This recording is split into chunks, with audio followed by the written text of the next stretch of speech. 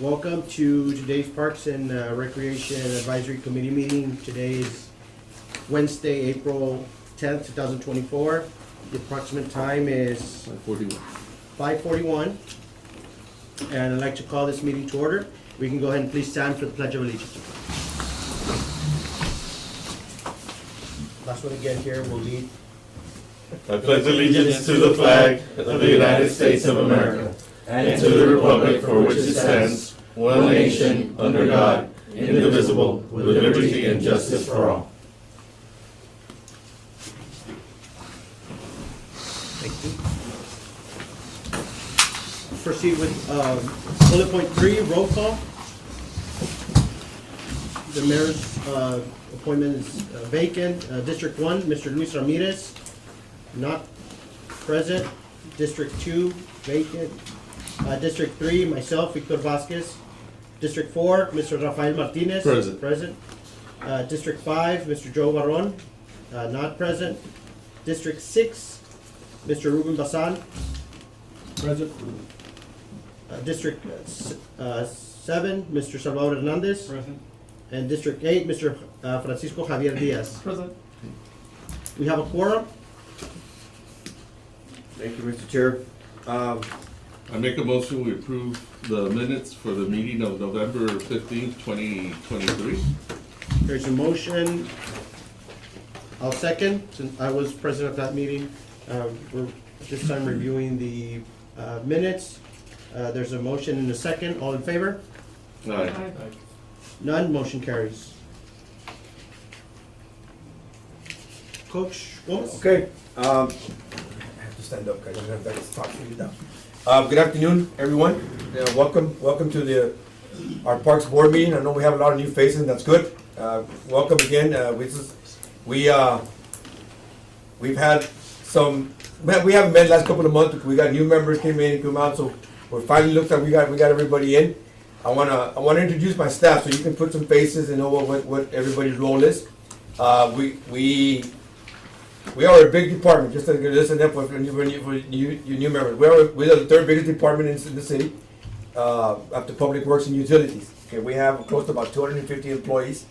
When we're full staff, and I put lifeguards and seasonal staff, summer staff. So we're just about to hit the summer months, which is the most busiest time of the year for us. Okay, which is nice. That's what Parks and Rec is all about. But we're not only just the Parks and Rec like we used to be. There's a lot of stuff going on as well. What's the one? Like for the record to reflect that Mr. Joe Barron is present.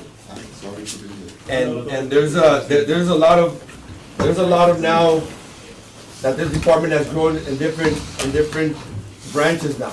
Okay, back in the days when I was Parks and Rec, is the pools and a couple of parks in the league, and that was it. Now that's just 1/4 of what we do now. Okay.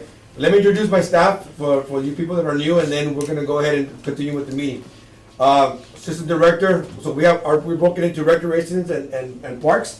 On the recreation side, Assistant Director Ms. Anita Stanley, she's in charge of all the rec centers, all the pools, all the park planner, which will mean all the parks, new subdivisions that come in, all the parks that are being developed. That's what she oversees. Mr. Tommy Ramirez, been here with us for a couple of years. Tommy, I think you know or something like that. Almost 2 years. Tommy is a former athletic director in the Laredo Independent School District, so brought him over. Runs operations, so he helps us on the park side and the operations side. Next is our superintendent, which is Mr. Joe Ariola. Joe Ariola is the athletic superintendent. That's a new position that was created not too long ago. Our department is growing so much now with all our leagues and all the sports that we're going, that we look at it into just making a division of sports and athletics. So he oversees all the athletics, all the leagues. Right now, his phone is gonna start ringing here right after 5. That's when all the leagues start calling him. All right, and I feel for him because that's what I used to do. And his job doesn't start till 5:15, 5:30, when all the fields and lights and gates and do sprinklers, un sprinkler, tapping the sprinkler. So we'll begin the call. So he is. Joey, about a year now? I think today or tomorrow is a year. Oh, yeah, so, okay, so he will be out of probation in one more day. So He'll be protected by civil service after that. So good, he's done a great job for us. You know, he's really gotten, you know, moving the direction of what we're going to do, and I'll explain to you all one of the changes that we did this year with the sports league. Now that we have a division of athletics, which we'll cover that in just a minute. Back over there is Ms. Nora May. Nora May is our recreation superintendent. Nora May is in charge of all the activities happening out in the parks. Right now, you're going to hear some presentation as far as all the activities we got coming up. One of the biggest things that we started a couple of years ago is the big concerts in the park. You know, there's a lot of been real successful. We try to do 6 to 8 a year, depends on the timeline and the weather, of course. And we try to do one in every district, so for different people from all over the city can enjoy. So she will be also. We had a big kite festival that we had on in spring break. My God, it was tons of people. I mean, it was amazing, and that's great. That's great to see how people are. You know, like our one thing that I tell here our department is, I don't want to hear that there's nothing to do here in Laredo. We're going to make things happen. Make sure we bring it out to them, and you know, have different activities as well. Okay, so that's and back is Victoria Landines, our secretary, and also we're in charge of park. She's for all the parks board minutes and all that. Anything, she's the one that calls you all, emails you all, tracks you down wherever you're at. She's gonna find you. All right, so Or vice versa. yeah. So Ms. Victoria Landine, and next to her is also the assistant helper, one of our administrative assistant, Chris Calderon, which is also very good, active with all our projects and helps us out with our parks board. So I think I got everybody. Liz Carrera. This is how much we've expanded now. I'm not kidding you, ladies and gentlemen. We had many hats to wear. We were athletic superintendent. Anita and I were at the time. And then we would do park planning. We would you'll find out here in just a minute. Whenever a subdivision is being built, they're required to give us so much money. They're required to give us so much land in lieu to build the park. Okay, by ordinance. And we have to build a park, or that money has to go within a park that's within 1.5 mile radius of the subdivision of the area that's being built. So we were trying to figure that out. I said, well, okay, wait a minute. This is a total different animal now. All right, this is just like athletics is that's how much we've grown. Park planning and to keep up with all the growth in Laredo, with all the development that's been going on. I don't have to tell you as you all know. So we need a person that's just going to handle that and can foresee what we want to build in parks. Antes, hey, put a slide, put a basketball court, hay un parque, and that was it, right? Put a basketball court, put a slide. Well, luckily we got approved by council a couple of years ago, a year and a half ago or so, that we were able to fund a position full time for a park planner. And Anita did some research. Hey, you know, there's some park planners out there. Luckily enough, we found Liz. Liz comes with experience from Austin. Really well knowledge, and you know, as far as what's out there, what kind of playscapes we need, what does that area of town need for it to be developed. So all that, we decided to bring on a park planner.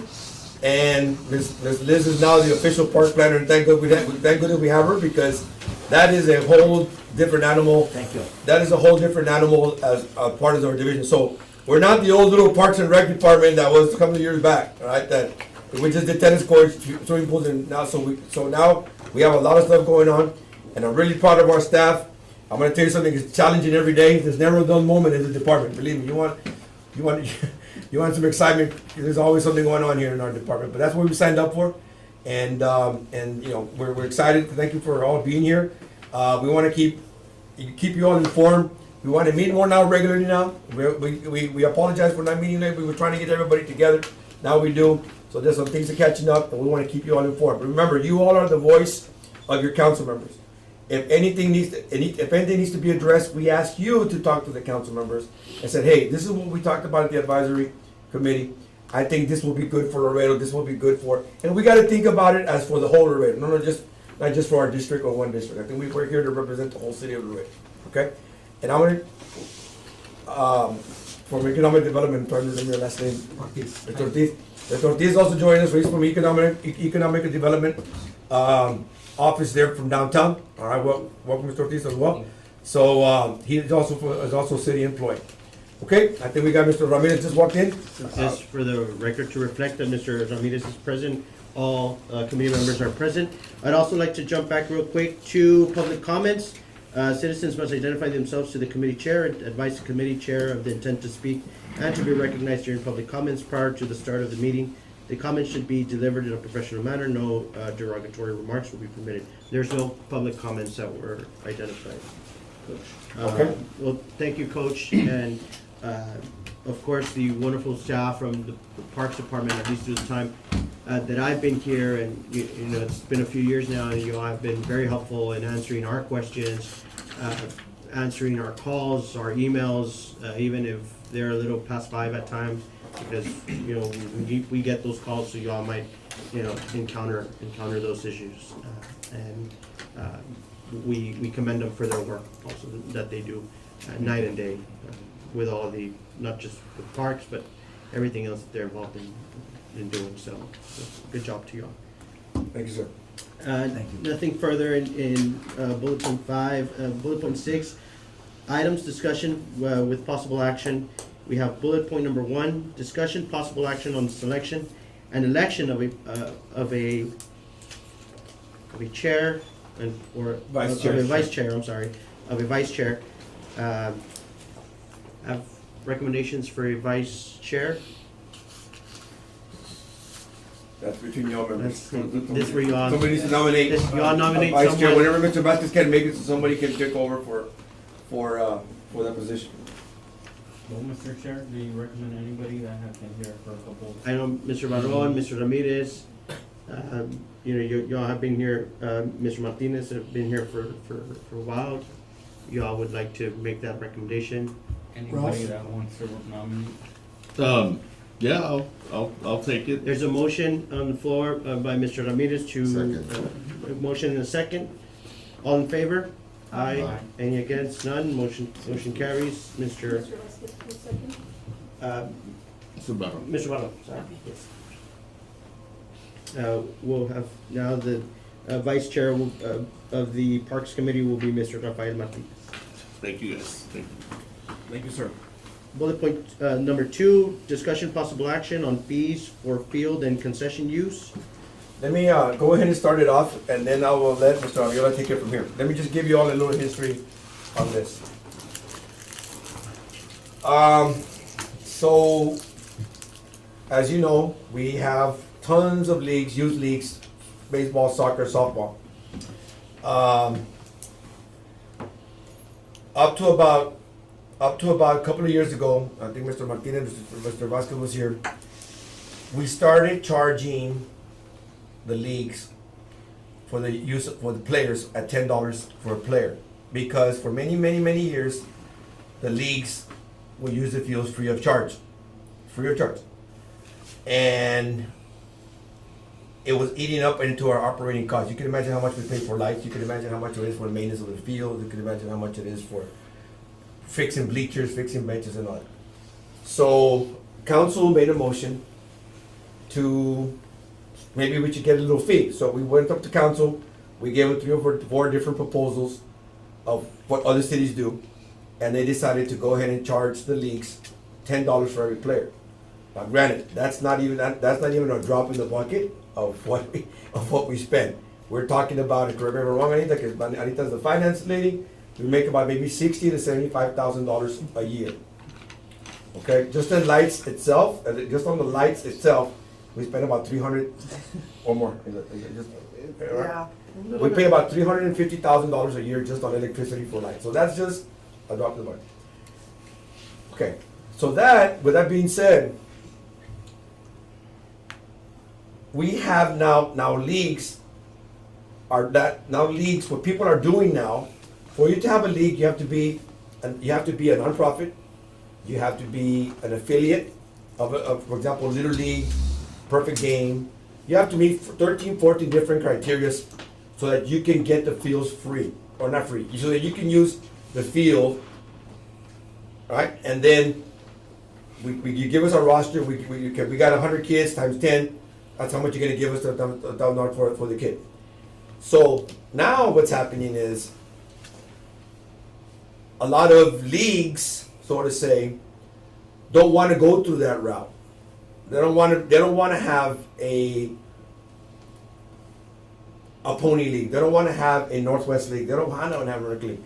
I want to have, you know what I'm going to do? I'm going to have a weekend league. Okay? So in our ordinance, because it's old, and that's why we're here in front of you, we're going to discuss. Joe's going to, in our ordinance, if let's say I come up to the office and say, hey, I want to have a tournament at Benavides Field. I'm going to use the 3 fields of Benavides softball fields. I want to have a tournament. Okay, how much is it? Well, it's $100 per field for the day, for the whole day, lights and everything. $100 per day. Per field. Per field. So if there's 3 fields, that's $300. And I want the concession stand, so it's $100. That's $400 that I'm going to pay to host the tournament. Okay? So they pay $400. You have the whole field, all 3 fields for the whole day, and the concession for the whole day. Well, that guy, me, or whoever came up, is going to make about, on a bad day, anywhere between $3,000 to, on a good day, maybe $6,000 for the day. Those $100 that they pay doesn't even pay for our guys to pay for the marble for the dust to mark it off. So after looking at, okay, guys, all right, now we're taking advantage. People are they're taking advantage of this, and it's a money maker, guys, ladies and gentlemen. It's very much a money maker. It's. I mean, I don't even want to. I wish I could give you a perfect number, but now, so I said, you know what? I'm not going to have a league. I'm going to have my weekend leagues. I'll pay $300 a day, $400 at the concession stand. I'll make those $400 in 30 minutes in the concession stand. Right away, I'll get those $400. And then I'm going to charge each team $250, $300 to play in my tournament for that day, for that weekend. That's how they make their $6,000. And that's how they make those $6,000. You see what I'm talking about? So I think now it's now we're getting ready because council have asked us, hey, they're aware of it now. Wait a minute, guys. There's people making a lot of money out of our fields, and we're not even getting anything in return. So one of the things that we're going to come up to council, and we're bringing it to you first forward to see what you recommend, so that I'm going to present the options to the council that this is what other cities are doing. And Joe will explain to you, some charge hourly, some charge a little bit more than $100 a day, and Joe will be more. And this is where we need your input, and hopefully we can vote. We can come to a consensus that this is what it's important, because it's time that we need. How long has this ordinance going on, Anita? You've been here longer than I have, but Oh, goodness, I couldn't tell you. I was here 6 years ago. I've been here for 8 years. 8 years, and it's been going on for a while already. Right. So- Just the $10 is the only thing that. The only thing that changed was $10. That's That's we did it last year. a year. We did that last year. Yeah. So that's only during the week? No, it's Or how does it- The- how I'm many sorry. hours the is the weekend. rest?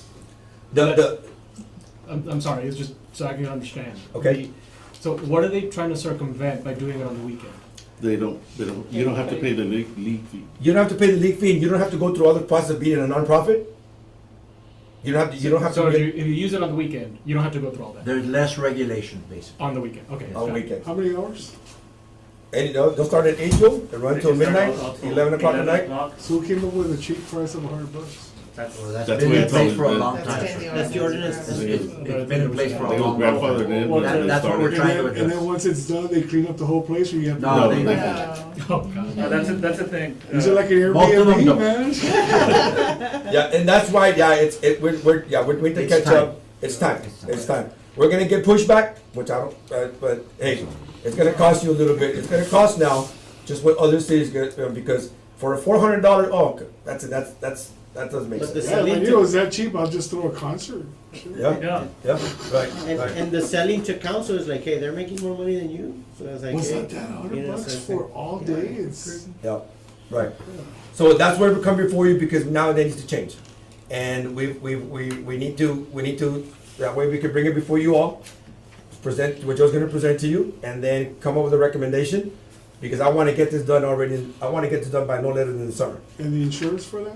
They have their own insurance. They have their own That's what I was gonna ask. They pay their daily insurance. They'll go pay a 1 day insurance of about $150 or like that, $100 to $150. So I'll go to Delgado Insurance. Hey, I want to pay a tournament. I need to have a tournament insurance for a 1 day tournament. how many people? Well, I'm gonna have like 50 people. Yeah. So they'll go and buy an insurance for $125. Something happens, they're covered for that day. So, and then somebody else brought it up right now, the cleanup, right, cleaning up. And I just, this, cause I saw this. Went to Ochoa Field, had a baseball game, it was Nixon, I think Del Rio or something like that. And I went into the bathroom, and the thing was covered with human feces, like, it was dirty, Really? right? So whose responsibility is it to clean? I don't think you guys should be cleaning. Yeah, I don't think it It's like should if be I city. rent a house, here it is, it's marked, it's ready to go. I want it back returned how I gave it to you. And to add to that, I would, whenever someone is gonna rent it, you ask for a deposit. And then that deposit, you say, okay, you get your deposit back when we go and inspect that those things are clean. One of the things we There's didn't a mention deposit. right now. Go ahead, go ahead. Yeah, one of the things we didn't mention right now is that there is a $50 Yes, deposit Per field. per field that is paid, $50, but les conviene más to lose the $50. Yeah, that's what Yeah. I'm saying. How much does Yeah. it Yeah. take it off? And pick it up. How much does it cost the city You rent a car for to 80 clean bucks it? and they charge you $500 deposit. Why? For those reasons. Así sí, Yeah, the something like deposit that. needs to be a little. I know Joe is gonna Yeah, it present has to some be a different little options intimidating. for us. Yeah. Yeah. And going back to Joe, your comment about Ochoa Field, sadly, I know let me say it like this, it's a joint use field. So LISD uses it during the school year. So during the school year, when you saw this game between Del Rio and Nixon, it's run by the school district. So the school district is in charge. We're not in charge. Okay. So we don't even get to see what is going on in the restrooms, on the field, because they're maintaining it. It's their turn to maintain it. We maintain it from the last day of school to the first day of school. That's a joint use agreement that we have with LISD for Ochoa Field and also Freddy Benavides Field. Just so everybody knows. Which is Aurora High School. Yeah, right. Yes, sir. So then LISD should be Yes, the sir. one That's correct. going in. And responsible during the school year, yes, sir. And when the guys do their parks and grounds, or who particularly? It's the athletic department The athletic from department. LISD. I have a question. Why is it that on the weekends the regulations don't apply? Because these guys are not, because they're paying for the field. They're renting the They're field. renting the fields, I'm sorry. They're The other leagues are not, the other leagues are using it for fields for free. The only thing we're asking them is $10 per player for the whole season. You see what I'm Yeah. So since they're renting them, $100 per $50 deposit, they don't have to go through all those regulations of nonprofit. So they can rent it any day of the week. Yes. Yes. I can go leave a deposit right now for the whole year, every weekend. Okay. Yeah, And- which and we- They're mine. If I don't wanna have anything, I don't have anything. And Rafa, there's already some gentlemen that already have reserved it pretty much from here all the way to the rest of the summer. Because, hey, man, Yeah, $100 Makes it- I'm bucks. making a living out of Think it. about it, See, you're but making that also 3,000 a should weekend or happen. whatever. I'm sorry? That shouldn't happen also. No, Yeah. so we're gonna put restrictions. That's correct. So Yeah, yeah. we'll be addressing some Yeah, of we're, those we're, concerns we're right addressing now that, so too. we're gonna put restrictions on all that. So that's an ordinance, the ordinance will be changed, that, hey, you know what, you can only rent it once a month, for a second, all right? Or you have you're gonna, on a rotational basis and all that, right? So that's why we can, okay, guys, we need to put a stop to this, we need to, that's what we're here in front of you all to. And I think to bring one this. thing to really consider is, regardless is of additional from the deposit, is the cleanup. So to calculate what it would cost to keep a facility clean, whether it be restrooms or the field or anything. Let's say, you all come up with the numbers and it costs, $300, $400. Well, that's the deposit. You don't get it, you don't clean it, you're not getting that back. So Right. that for it to keep. Right. With additional other fees that, because, ultimately, they are still making a profit. Right, they are. And that raising the fee might keep them from having to rent it every weekend. Oh, hold on, now I gotta pay a deposit now for $300 or $400 every time, so Or that's keep them from having Right. that bathroom over there. Yeah, you have to intimidate them. Yeah. Okay, So I'm gonna let Mr. Ariola go ahead and take over so you can see his presentation, and then we'll go from there. And we'll go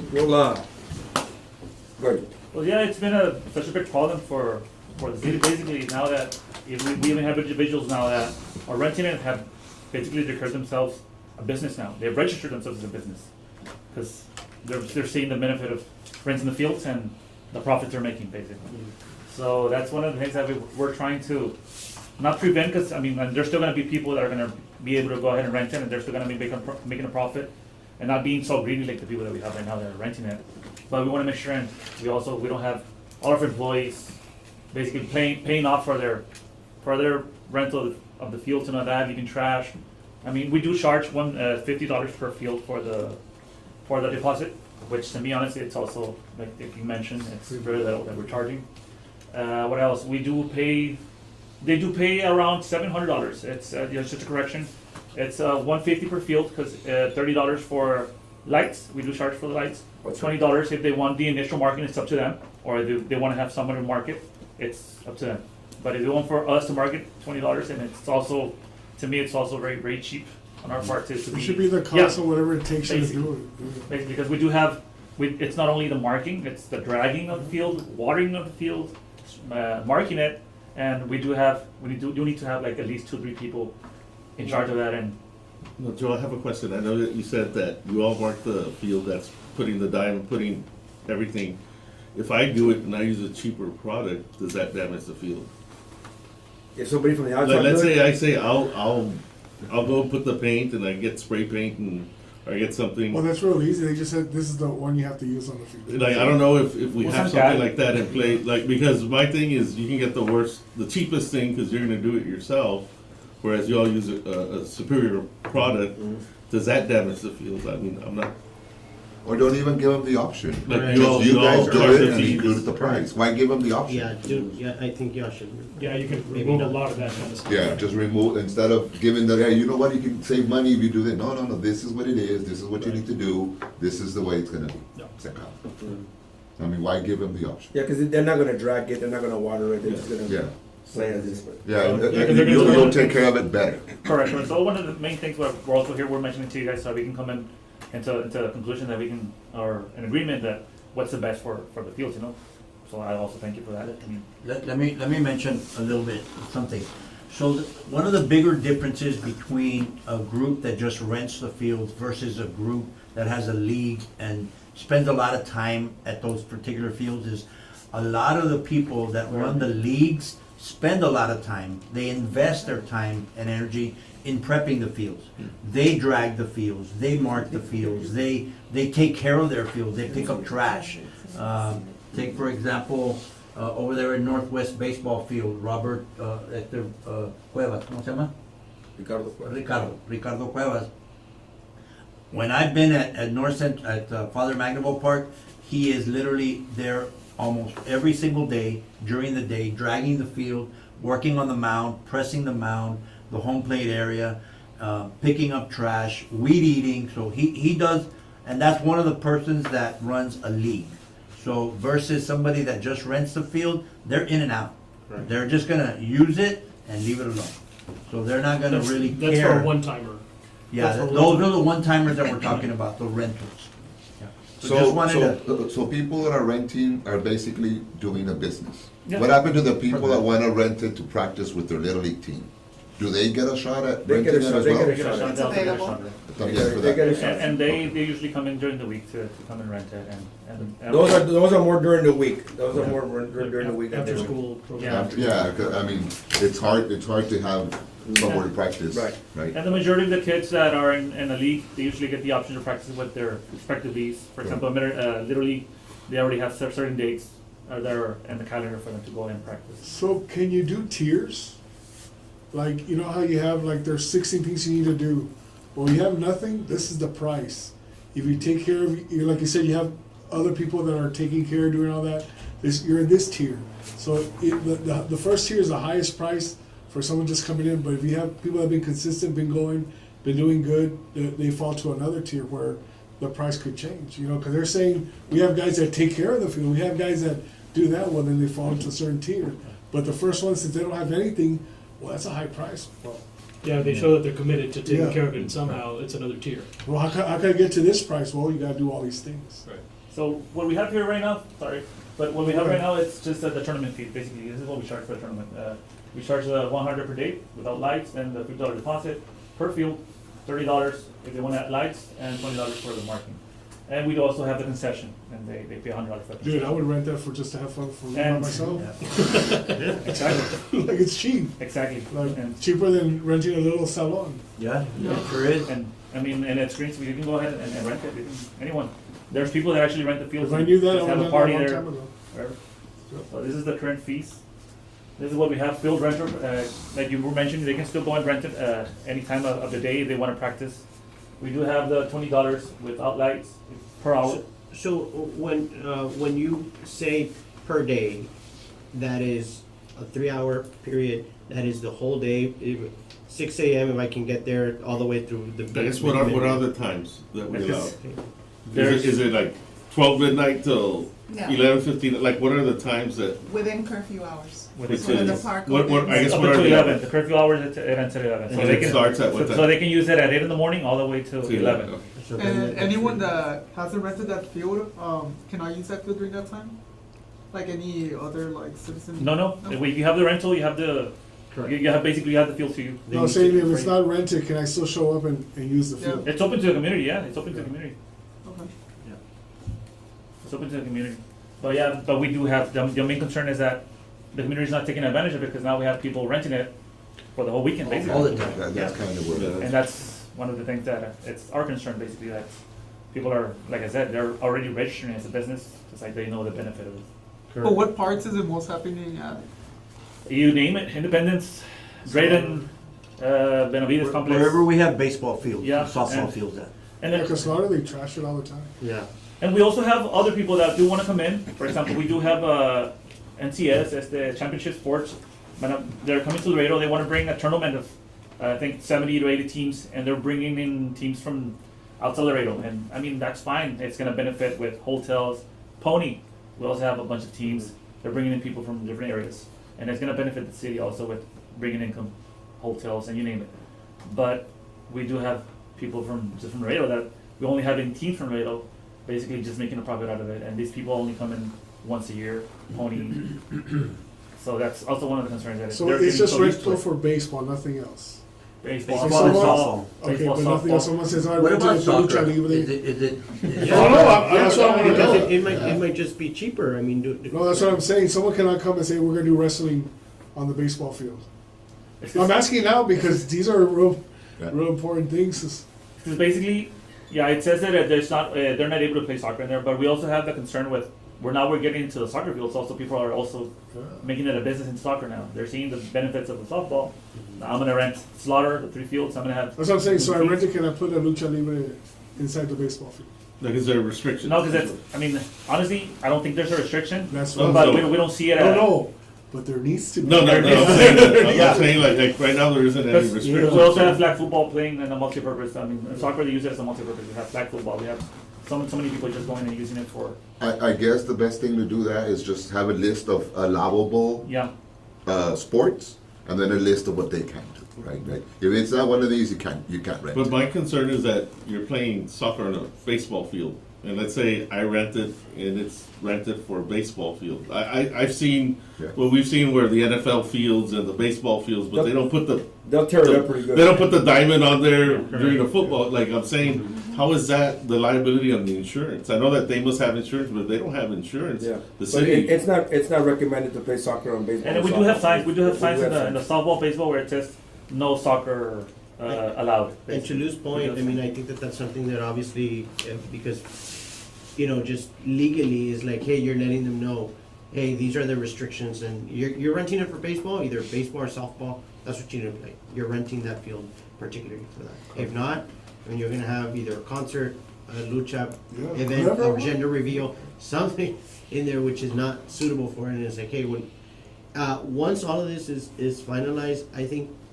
a public meeting inviting each league that is, you know, registered or that wants to come in before the city and want to conduct business, hey, this is it, guys. Like, y'all are being put on notice, and this is what we're, like, everybody that wants to, you know, come in and really educate them on the importance. I mean, I understand, it's like, well, you know, will they listen?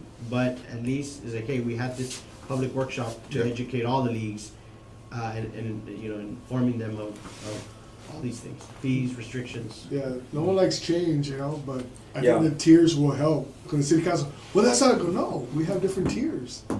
This is the reason why they're getting charges. Oh, but if we just say one price, it's gonna be a Price is bad the price. yeah. And you'll deter from the smaller one, you know, you'll, the smaller ones will be intimidated on not being able to, hey, but you wanna get there, I mean, well, you know, cough up the price, I mean, you're making money, so. So yeah, I also brought just 3 options, because if I were to add more, I don't think we would have been out of this meeting for a while.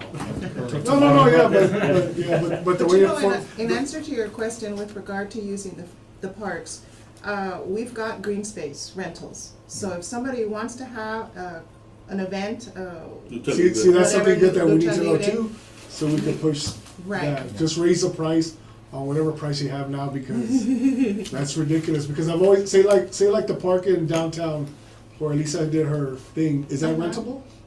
Yes, all green space is rentable. Okay, so how much is that rental for that space she did for the Tejano or Selena?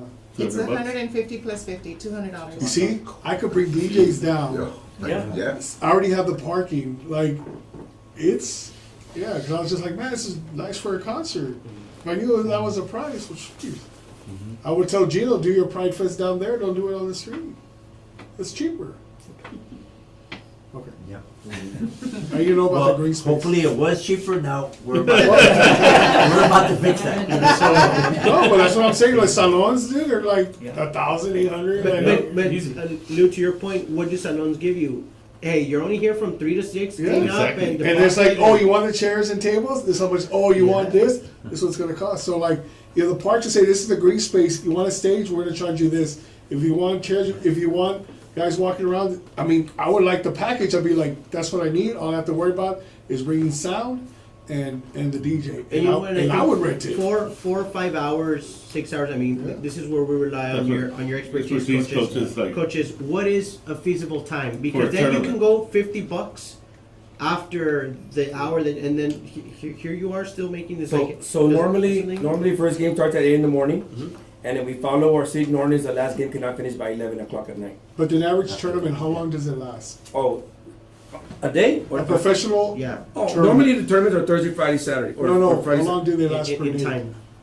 Like in time frame, you start at 8 AM, it'll finish at They'll 11. go, They'll go to they'll go 11. as long as there's daylight and more. Yeah. With the lights. So they'll we- maximize. No, I know the people that pay, but a regular tournament. Say like when they came to, they played at the Unitrade. Like What World time did they Olympics start? or, Yeah, what or time did they start? What time? 8 did in the they morning till 11 o'clock at night. So yeah, that's so. So, Yeah. and we also have to be considerate that if they're renting it for a tournament, then here's the all-day fee. This is a tournament. You're contributing. However, then if they're going in and renting it just because that they want to practice on it or anything. Yeah, because that's, we gotta be that's a good mindful point, yeah, about that. because you can have a tournament that has 20 teams. So Thursday it starts, you're gonna have baseball all day. Then it goes down to Saturday where you're down to from 20 teams to 10 teams. So there's less games on Correct. Saturday.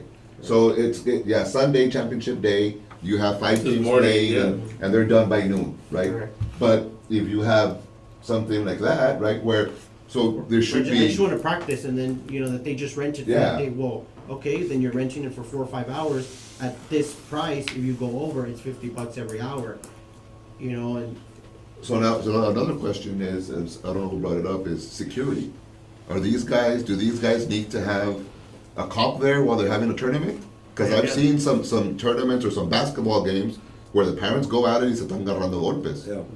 So are they required to have security there while they're renting? We can add that to the rent. Now, if it's a tournament that's gonna bring in other teams that's not part of the league, they have to have security.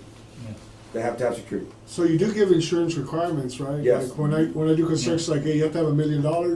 You got to have this. So then you have to put on the insurance.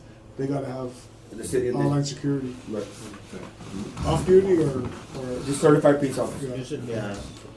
Because I think we already went over the 3 possible options that we can mention. It's just increase daily fee, which is currently the 100. whole point is just to make money, but make sure you're making money, no matter how many tournaments Yeah. are being. Anybody? No. And also, I mean, what I've seen from other cities, they don't even give the option of a daily fee. Basically, they just go by the hour. Let's say they charge $30 the hour. That's what I'm telling you. And When you it's- said that, I was like, Yeah. So it's a little bit more pricier than just having the $100. So we do have cities that are charging by the hour, and usually it's between $20, $30, $35 that they are charging by the hour. So it's a little bit more expensive for the people that are renting it, and I mean I think it'll be benefit for us to go ahead and try to mimic or follow the same examples as others. So in your presentation, you're gonna show this is what we spend a year in these fields, and this is how much we charge. So it'd be like, you know, so it'd be like, damn. So let's also go in this knowing that when, you know, all of this is finalized, the business, the actual leagues that conduct actual league work are gonna stick around, because it's their bread and butter. They're in it because they like the game. They're in it because they wanna help. And all the other that just came up yesterday to just do it as a business, they're gonna go away. So, you know, this is also kind of in a sense, putting a more structured plan moving forward. And it's for the youth, right? Actually, like, to actually work for the youth, because now it's my concern, and I believe it's everyone's concern. It's now the people that are renting the fields, they can just rent it if they wanted to during the week, and the leagues where they're going to practice. Correct.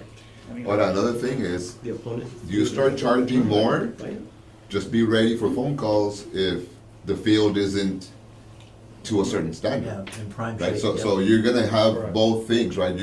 We're gonna say, okay, you're gonna charge $500 for this, whatever, but they're gonna say, okay, now I want this to be like this, Yeah. which I'm sure it is, right? But it's, I know that We were just my gonna say in-laws that. live next Right? to the field Yeah. there. Get that right now anyway. Don't want to see. yeah. If I would have known, my father-in-law would have known, like, hey, you pay $100 and it's yours all day, because they're always parking on his property and this and that. They probably would say, well, I'll just rent it so nobody parks in my area, like, because it's that cheap. Like, I think people like, hey, replacing the sprinkler system, we're doing this cheaper. Let me just rent. Let me just rent the field. Now, is this Between a couple of money, neighbors and just pay it. the revenue will stay within parks, or Yes. does it go to general fund and? No, Okay. it will be put in the revenue fund, and then the monies that are charged will be used back in the maintenance of the fields and enhancement of. That language would go into the ordinance. So right now it doesn't, am I correct? Or Right does now- it come back? Right now, I don't know, actually, I'll check on that, I'll confirm that. So our goal is to make it come back to us, Correct. hopefully, if Yeah. we get everybody's approval up there at management and everywhere. and the last option that also some of the council members were mentioning to me also limiting the number of tournaments per month that we can allow also. Which, And, which was brought up over here brought also. up with these Yeah, guys. but if you increase the price, it's gonna limit it anyway. Yeah, Yeah, it is. yeah. But that's what you were talking about. Yeah, so, They'll think about it twice. yeah. And I'll bring some examples, Proland, basically they do have for residents and non-residents, they have fees. Like you said, like you can see, it's $15 an hour plus 10 for lights if they need lights. And the majority of the time they rent it in the afternoon. Like for practice, they rent it in the afternoons for it. So they're usually gonna have needing lights basically. They also have, depending on the fields that you were mentioning, like some of the fields are in better condition than others. So you have your level 1 and That's your a level good 2. thing. That's, That's that same thing, you can, like you said, we can go ahead and divide them into different tiers, and from there we can go ahead and charge the fee. And that's Pearland.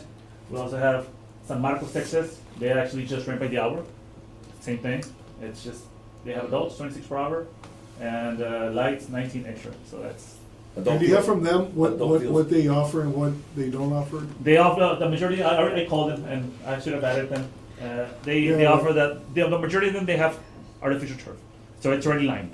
No, I mean, And the the field. cleaning and stuff like that, do they have that where they have to be responsible? They also charge what do you call it, a deposit. Yeah. The deposit, it's usually $500. That's very reasonable. Now with that amount, would that cover your crew to clean it? Yes. Yeah. Like with $500 that's in Yeah. deposit, Yeah. that'll Yeah. pay the cost if you all have to clean it. We normally we use 3 groundskeepers per field to Okay. get it right, 2 to 3, depending on the size of the field. Little league we use 2, adult field we use 3. Same thing over here in McAllen, and then they require a 12-hour minimum of renting the field. It's a 12-hour minimum. We also have the same thing, and they also have a $300 to $500 basically dollars deposit. Over here, same thing. Edinburgh, they do have a deposit of $500 or half of the total, whichever is less. So let's say the total is going to be $1,000. So you can have 2 different prices, you can have the Yeah. rental price and the tournament pricing, then different tiers Correct. So they complain, I'm like, well, I noticed that they have a resident fee and a. The majority have a resident and non-resident fee. The non-residents usually gonna be higher for.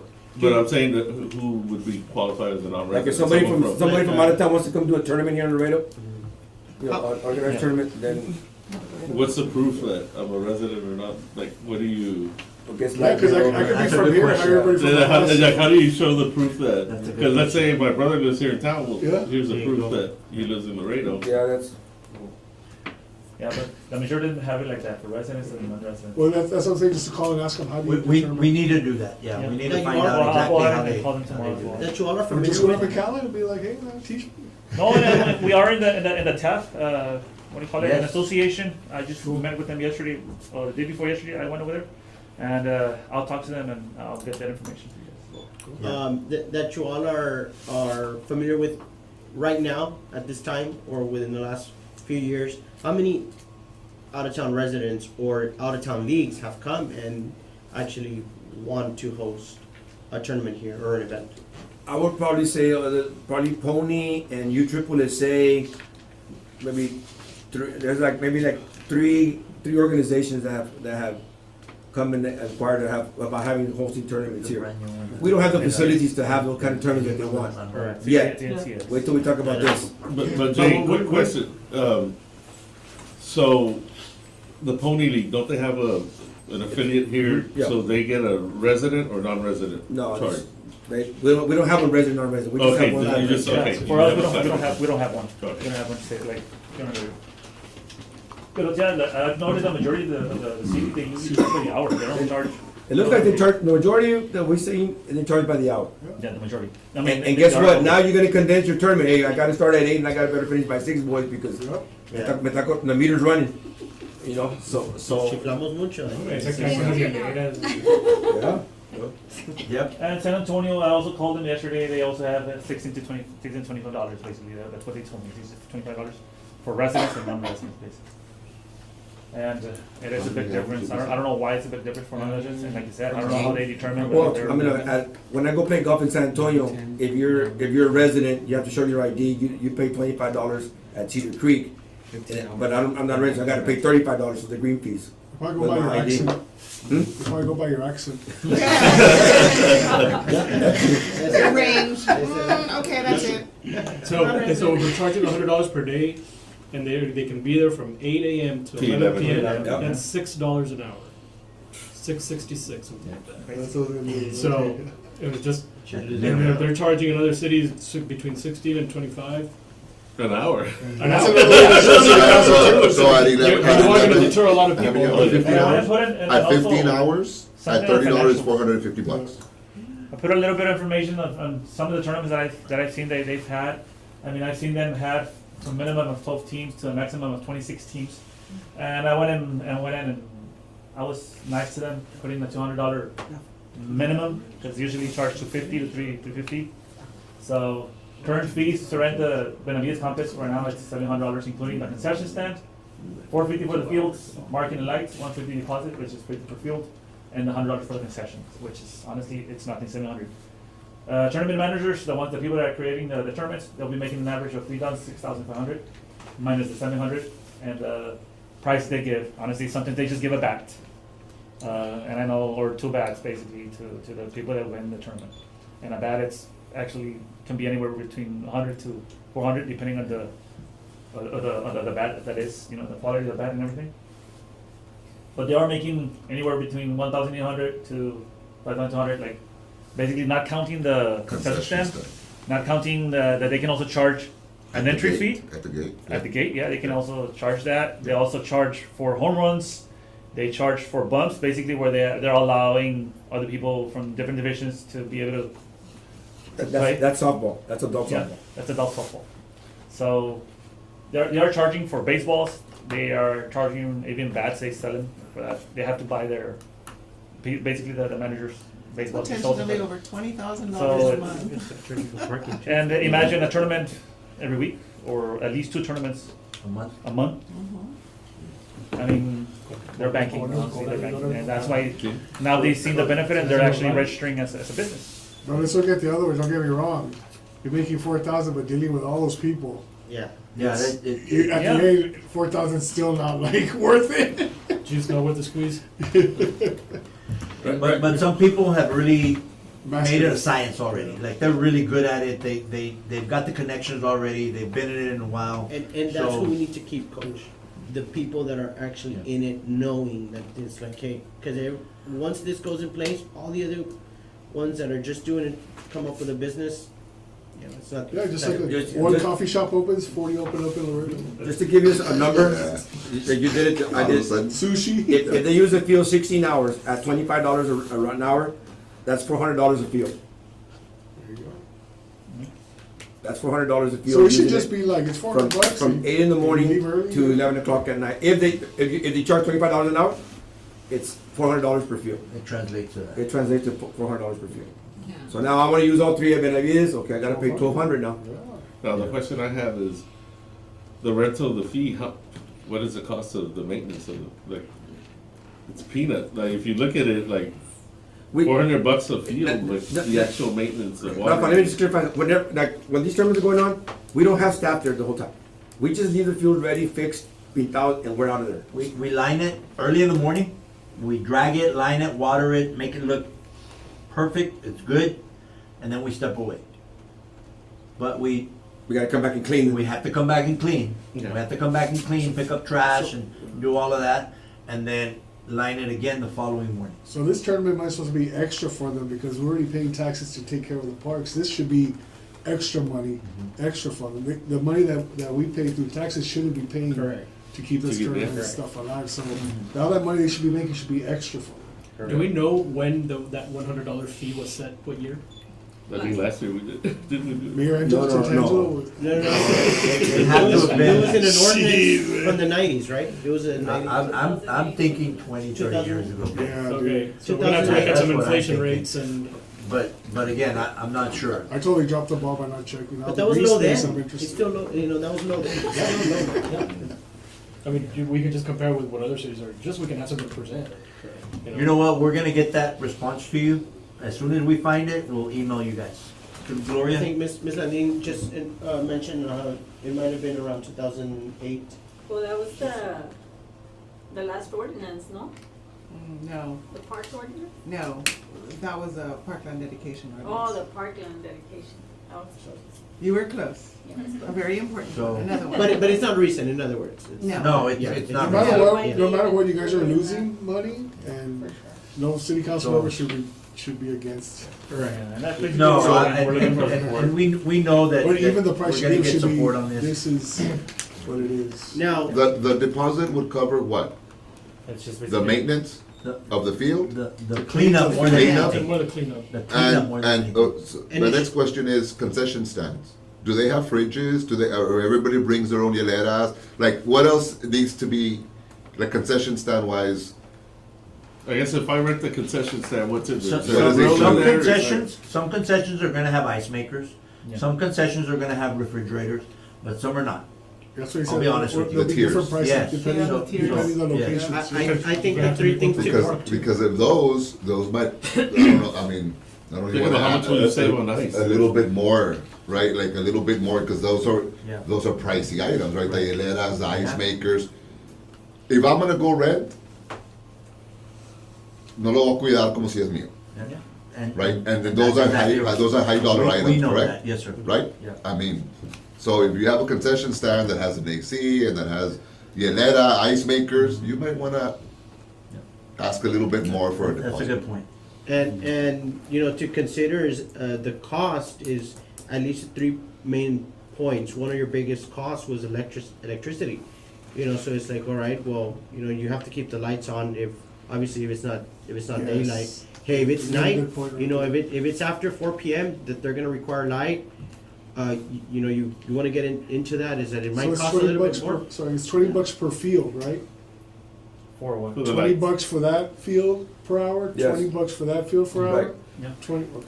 And then the Not electricity. the whole field, but Correct. each Per baseball. field, yeah. Per field. So you want to keep in mind the upkeep costs. You know what it costs you to upkeep, go in there, get it ready for these people, for the leagues.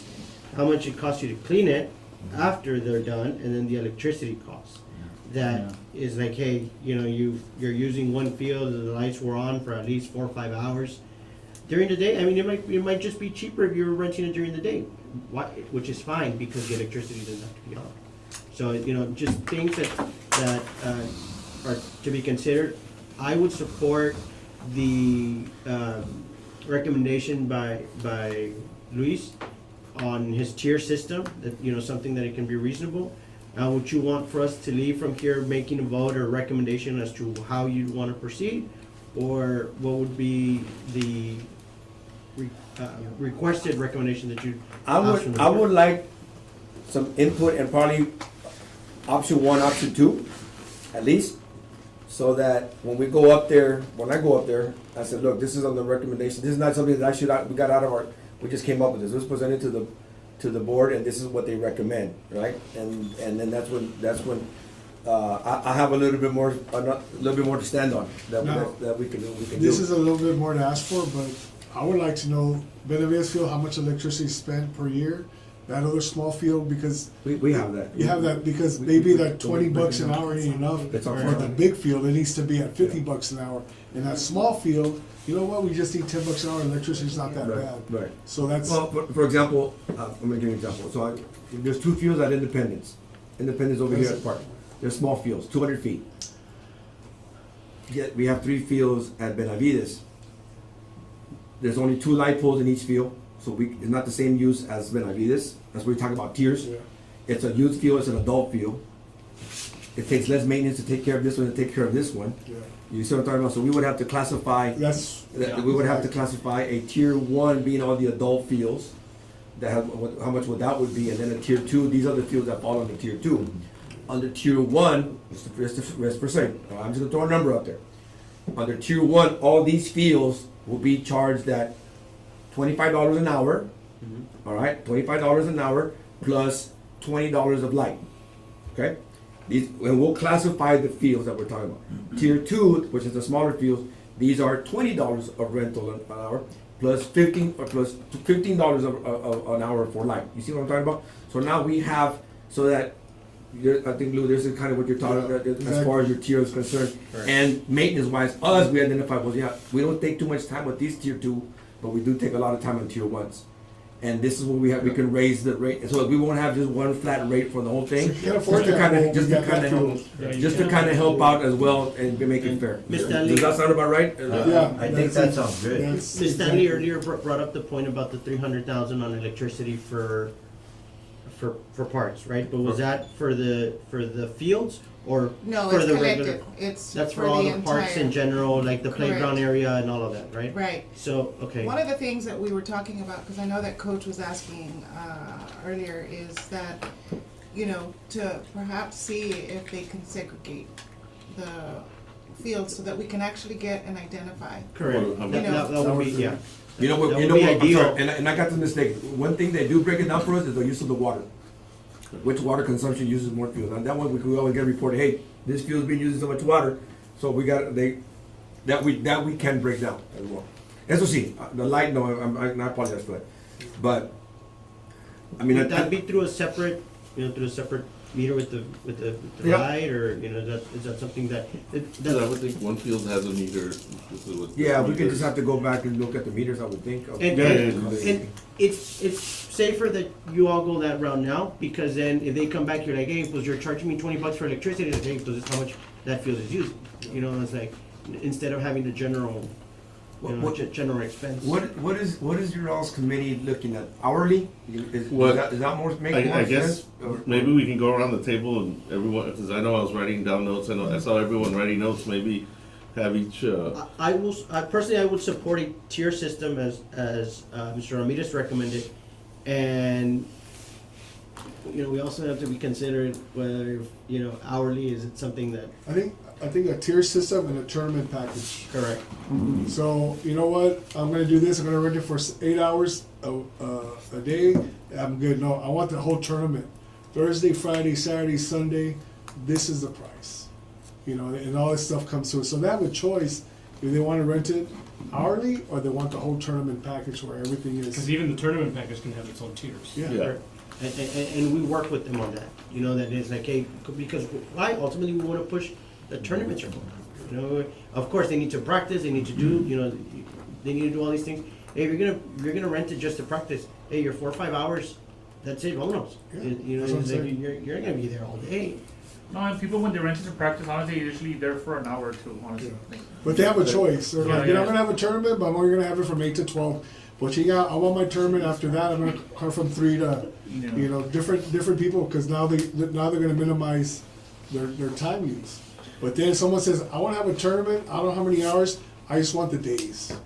But it's how much it's gonna cost. But like, for example, my son plays basketball with the Boys and Girls Club, and I think each team was, I think we had to pay like 60 or 70 bucks, and it was a team of 12. Each player had to pay, and that's only 6 games. That's not a whole day, that's not, you know, and each game is about an hour, so I'm thinking, how much money did they bank? Because just imagine, I think there was like 10 or 12 teams in that league, so depending on, I guess, how many players you have or what have you, but I think you're having it, I guess, both options, right? Tournament and then hourly, because you don't wanna let the guy that wants to just practice with his team not be able to use it, right? So Okay, yeah. maybe So why don't not- we do this? This has to move quickly, so let us do a little bit of homework and come up with a packages, kind of what you're talking about, I'm hearing what you're saying, and it's okay. And this is what the options that we came up with. We can tweak it, of course, it's not after your all's input. And maybe next month when we meet, even if it's just for this, right? Because I think this is very important that we need to move it along. one of the things, Coach, I wanted just to recommend, so that way we can discuss it, is you guys should get a commission on the concession. Because that's where you Well, make all your money. Like that's what I was that, thinking too. Like y'all the- should get a like the mall, commission. how much you make this month? We get 10% of that. The other Is that thing, the model? No, the mall. Yeah, the mall. They tell you, oh, we're gonna rent you at, like back in the days, we're gonna rent you at $700 a month. But we need to see your financials then every month. If we start making more money, they start asking for more of the rent. the other thing is, I think just to be on the safe For your protection. page where you all are controlling everything, is you also have a pre-game fee for the guys setting up, preparing the feed, and an after-game fee for cleaning up. I don't think you should even give them an option to clean up. You all should do it, because you're gonna clean it the way that it should be cleaned. Great idea. And it's a service that's already Great idea. provided. That's a great idea, but remember, staff, the amount of people they have too, it's not. But in then, this sense, you're already paying for it, you know, No, I know, but include that we're cost saying, in there. Remember, they said they had 80 employees and they need 150 just to run all the parks. So they could help it and not do that much of sending the guys to clean. but the all thing is, okay, I'll clean it up, but if I do a bad job of it, You're not they're gonna gonna get all they're your- gonna have to go in there and clean it. You're not gonna get all your deposit. Correct. What That's is what the it, what is it, deposit a $50 deposit? No, or that's what? why. But I'm Hopefully saying- we can up that. Yeah. You know, that's what I'm saying, is that if it costs you all, and I'm just gonna put a $500, that's gonna be the deposit, whether you like it or not, that's what it's gonna be. Yeah, so Joe shows up, you know what? You're not gonna get back this much, I gotta send it to you and do it right. And I really think you also do a pre-game fee so that way you all control what's being used on the fields, because my thing is, I can go buy something that could destroy the field, and, you know, I'll lose whatever my deposit is, but what is it gonna cost for you all to fix it? And the other thing is, and I know, Tommy and you, Coach, your team's played in tournaments, so you kinda know, like, do you have a fall and a spring, so do you limit only 2 tournaments per organization, so that we have a fall one and a spring one? So that way, you do free up the fields for the people who wanna rent it to practice their teams. The other thing is, what are we gonna do with, I wasn't a good baseball player, but let's say I'm gonna have a camp. I'm gonna rent the fee for $100. I'm gonna have a camp. I'm gonna get 100 kids. Guess what? I made a lot of money. But give people the option where, hey, if you're gonna use it as a camp, this is what you're gonna pay. Like, don't lie about it. Like, Yeah. just be honest. And because I think you're opening up the opportunity for more people. Rather, I don't have to lie and say, like, oh, I'm gonna have this tournament, but I'm doing a camp. Just be upfront and do that. But another thing is, if we have an issue with somebody or with an organization, ban them. Period. Because Yeah, if they're a headache and they're always destroying the fields or there's always fights or whatever, just ban it. Like, hey, you guys can't rent it anymore. we have the right to, we have the right to do that, in our league contracts, and then we can put that in our contract whenever we have tournaments, but we And have the what right to. prevents them from, so now when it comes to banning is that then you're banning that person, you're banning that league. Organization, 'Cause then league, whatever. What then prevents it from, league-wide now becoming League Z?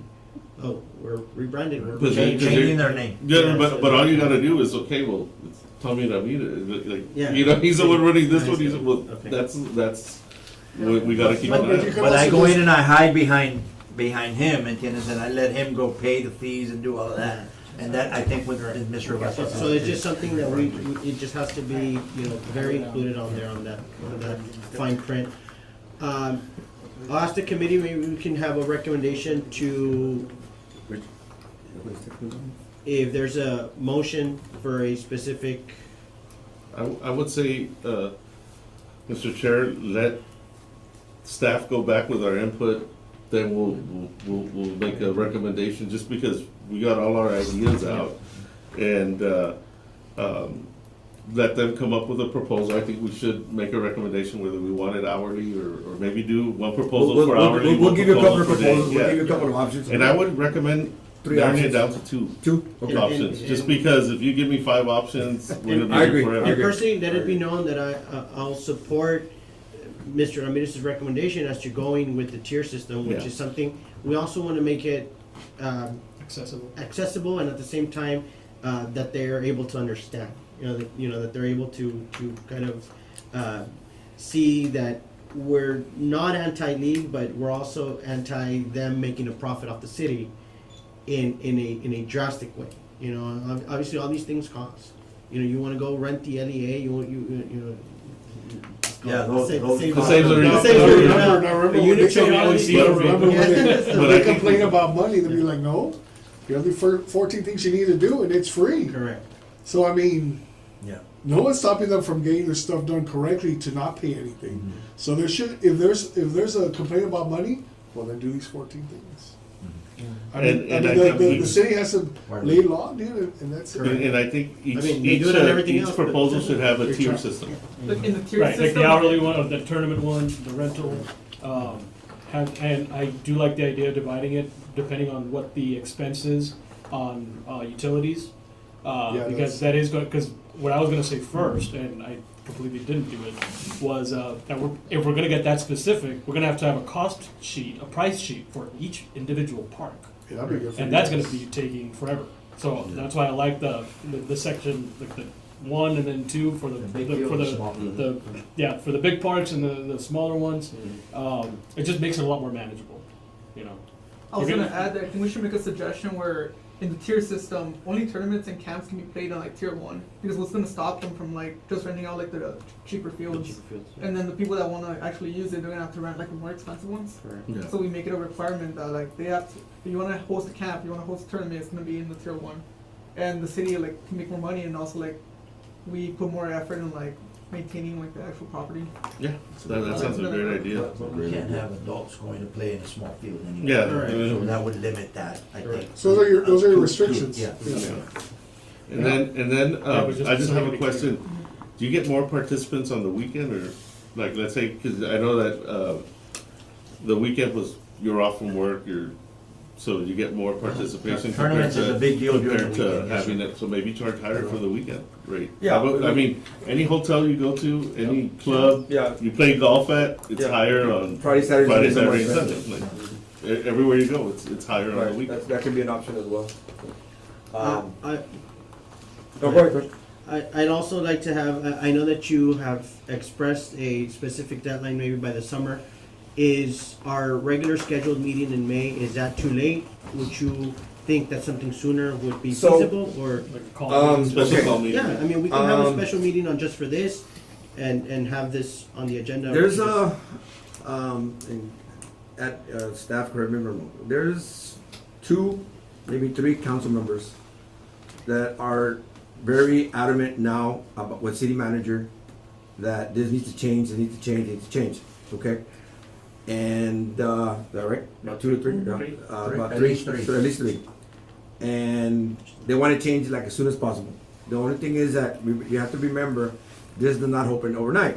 If once we decide, it has to go through 2 readings because we are changing fees.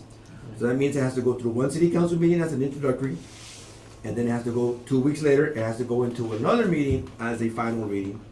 And then it becomes an ordinance. So you're looking at about a month, okay? Now, these council members are, I guess, putting pressure on the city manager. And I told city manager that we were going to meet today with you all. And hopefully I need to sit down with him to give him with some recommendations. And I like the idea that we might have to meet in a couple of weeks so that we can, because this needs to get done. Would you like, I can do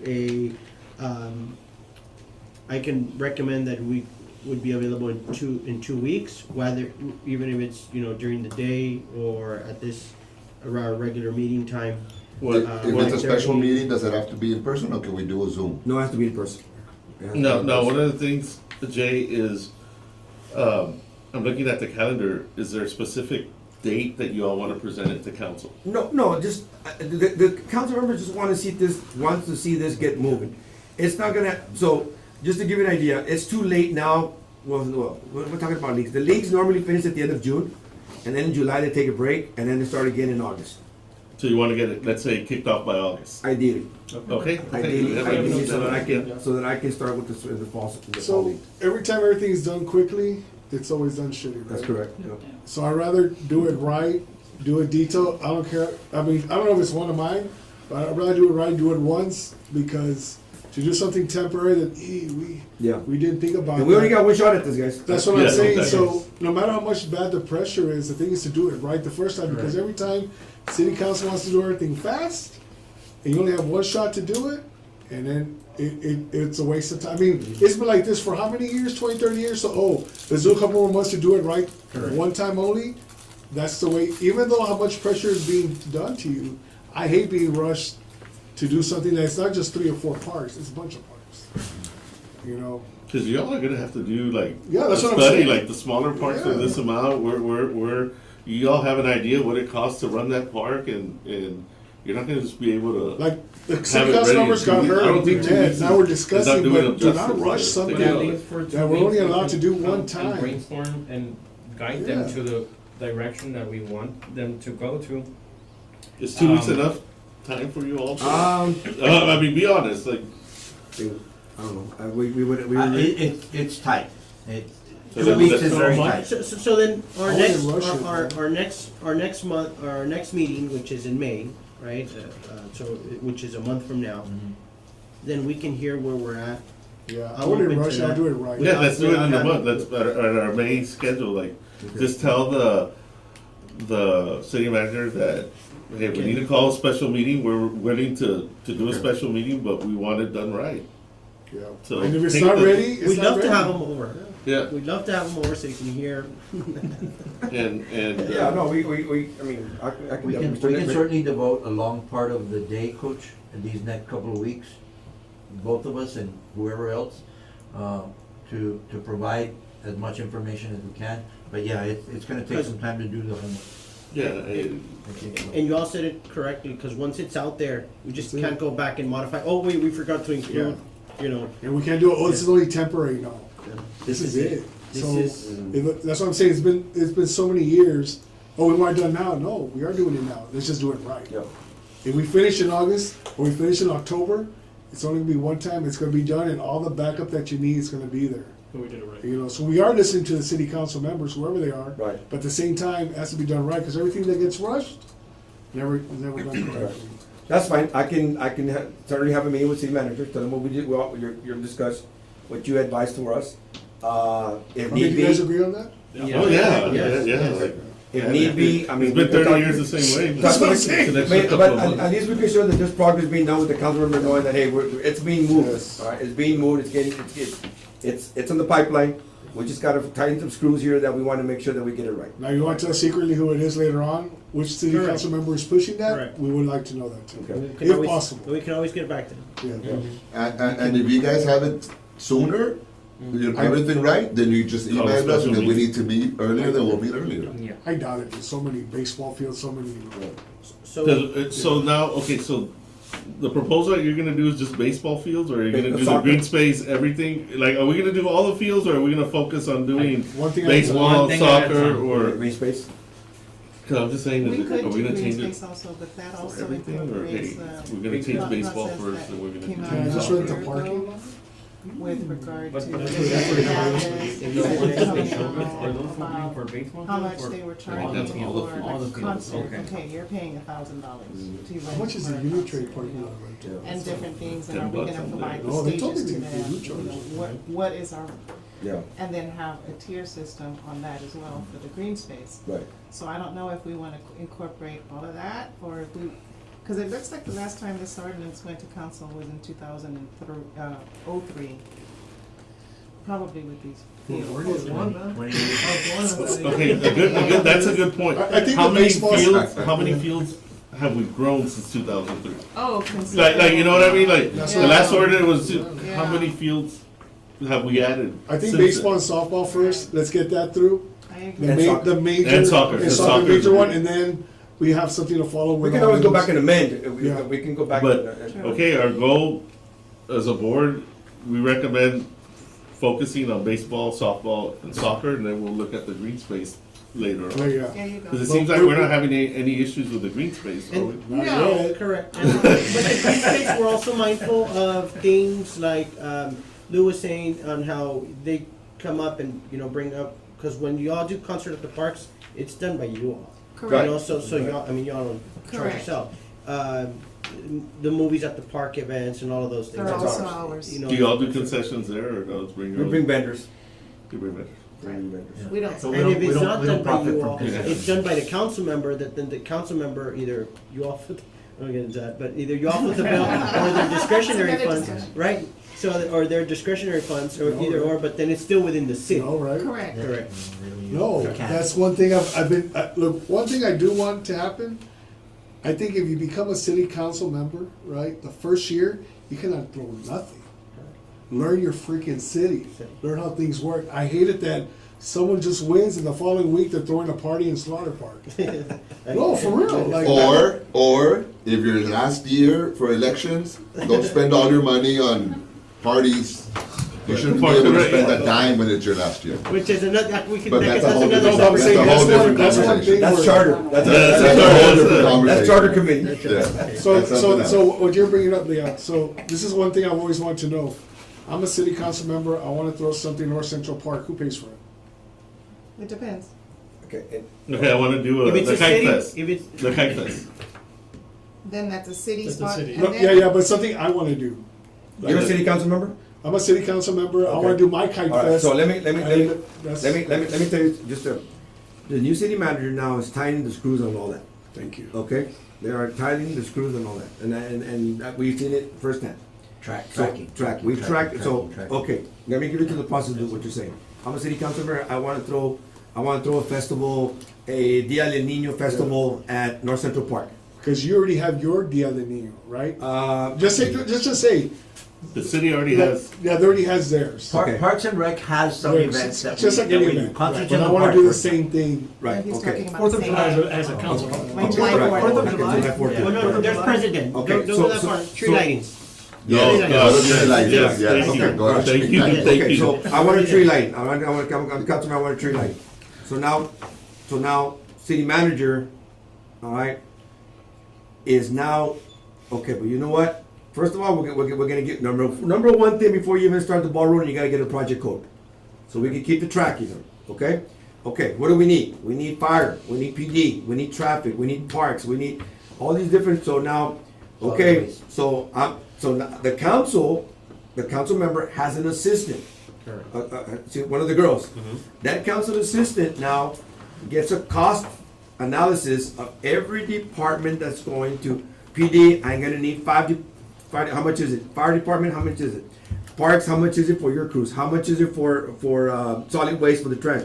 And they get all that cost, and then they come up and they present the city manager. This event right here, sir, is gonna cost $10,000. Okay, so he goes. the city manager or city council member, hey, this is $10,000 you're gonna use, that's gonna cost us. Now, they're allowed certain amount of events per year, okay?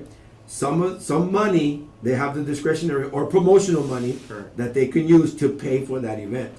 Okay, I'm not gonna lie to you what exact amount it is, I don't know what it is, but they have a promotional money that they're gonna go pay each department, though dinero que tiene. Correct.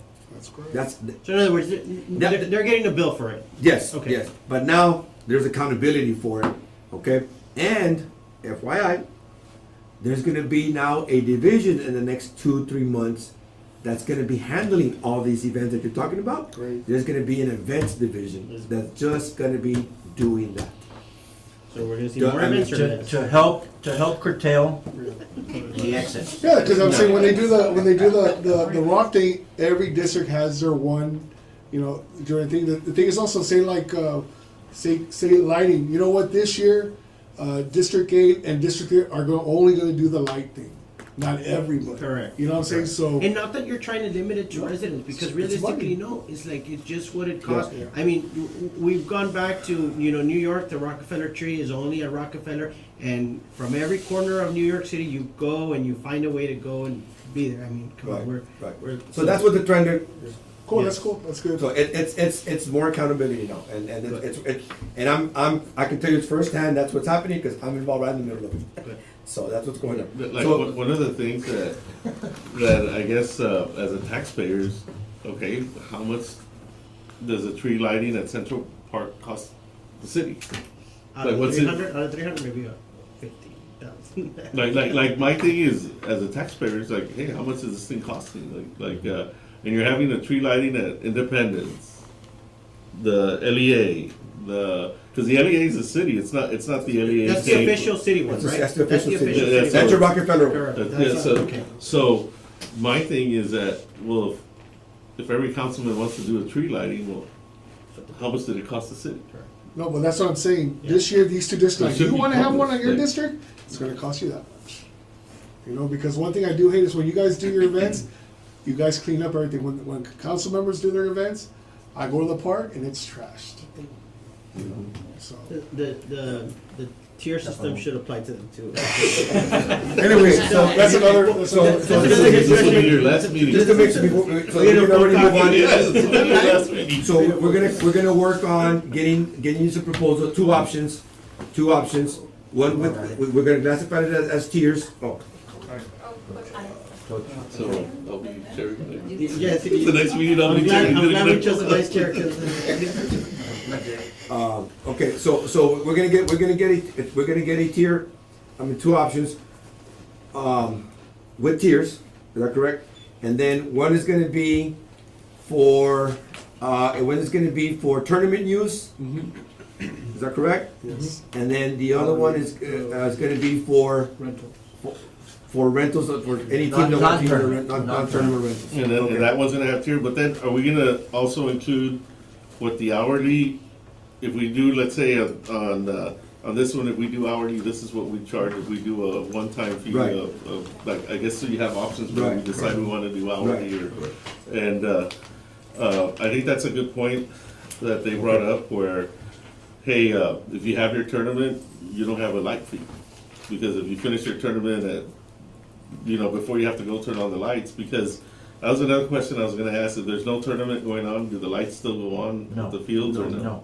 Try not Because to. I know that at the field by my in-laws' house, the lights are always on, at the baseball field, and I'm like, there's nobody here. Yeah, Three, well, one, one. okay, so that responsibility, Rafa, the league, they say if it's during the week, the league is responsible for us to tell us that no van a tener juegos on that day. That's part of the contract. And if we do that, we send them a notice, hey guys, we went by there, no están las luces prendidas, okay? After two notices, we have the right not to turn the lights anymore with that. So they had to help us with that, all right? And they're tienen sus días, ¿verdad? Some are pretty good about it. We have our guys, Joe coordinates with our guys that half of our lights are turned on by a phone, Oh, cool. Moscow.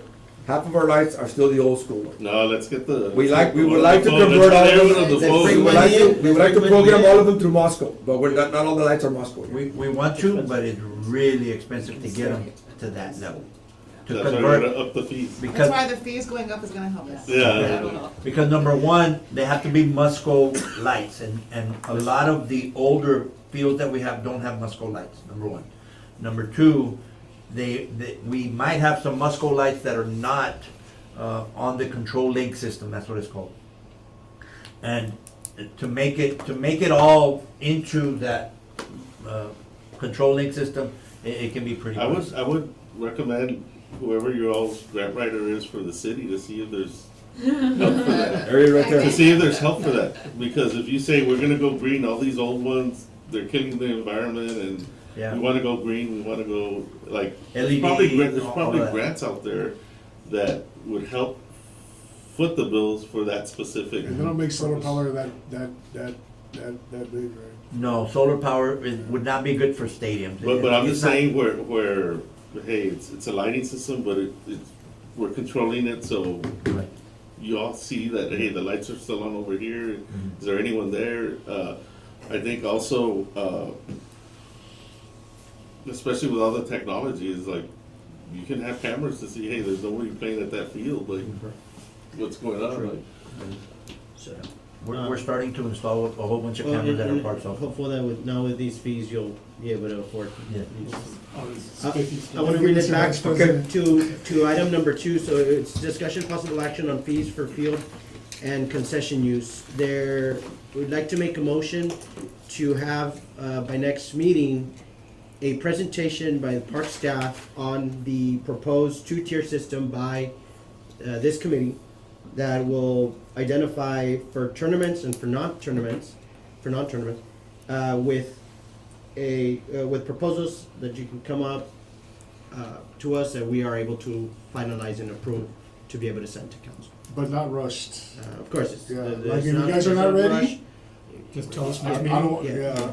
Yeah, the next meeting, just give us a progress report where we're at. Okay. Yes, sir. You don't need to vote on that. You don't need to put it I on. make, There's a motion, I second. second, all in favor? Aye. Against, none, motion carries. Bullet point 7, staff reports, number 1, events. Okay. And then Nora May would like to lead us on that. You want to come over to the center? There's a presentation. A small slideshow. So these are events, these are events that we've had. Thank you. We've had and are having throughout our department. They've been real successful. There's a lot of planning that goes involved into all this. All right, as you know, you've been at firsthand to a lot of our events. We try to cover the whole city whenever we do events. We spread them out north, south, east, west, central, and all that. And so coming up, we recently had we already had 2 concerts in the park. For example, one at North Central Park, which was tons of people. Is that the only one we had? Another concert? We've had 2, one at Bartlett and one at. Well, one at Bartlett as well. We had an overnight stay at Bartlett as well, which turned out really well. So I'm going to go ahead and Nora so she can present what's coming up, what has happened and what's coming up. All of this is just information. If you have any questions, feel free to ask so that we can go from there. All right? Thank you so much. And may we also remind you before she starts, there is dinner in the back. Please help yourself. Take a plate. There's brisket, some brisket and beer. Yeah, from here.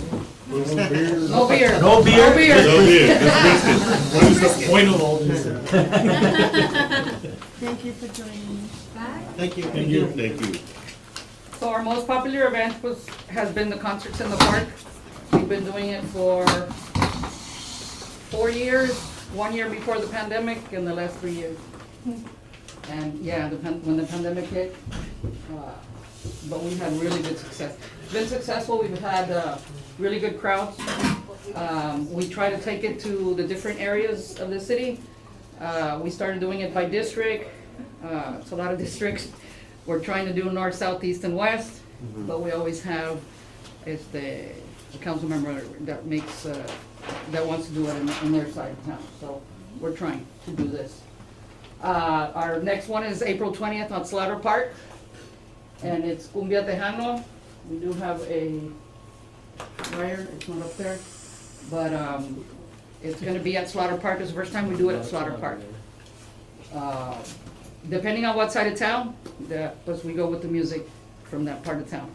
We've done country, we've done oldies, which is very popular. Country was really good. Yes. Yeah, and then when we're on downtown or south side, because we do cumbias, tejano, kind of that music, depending on where we're at.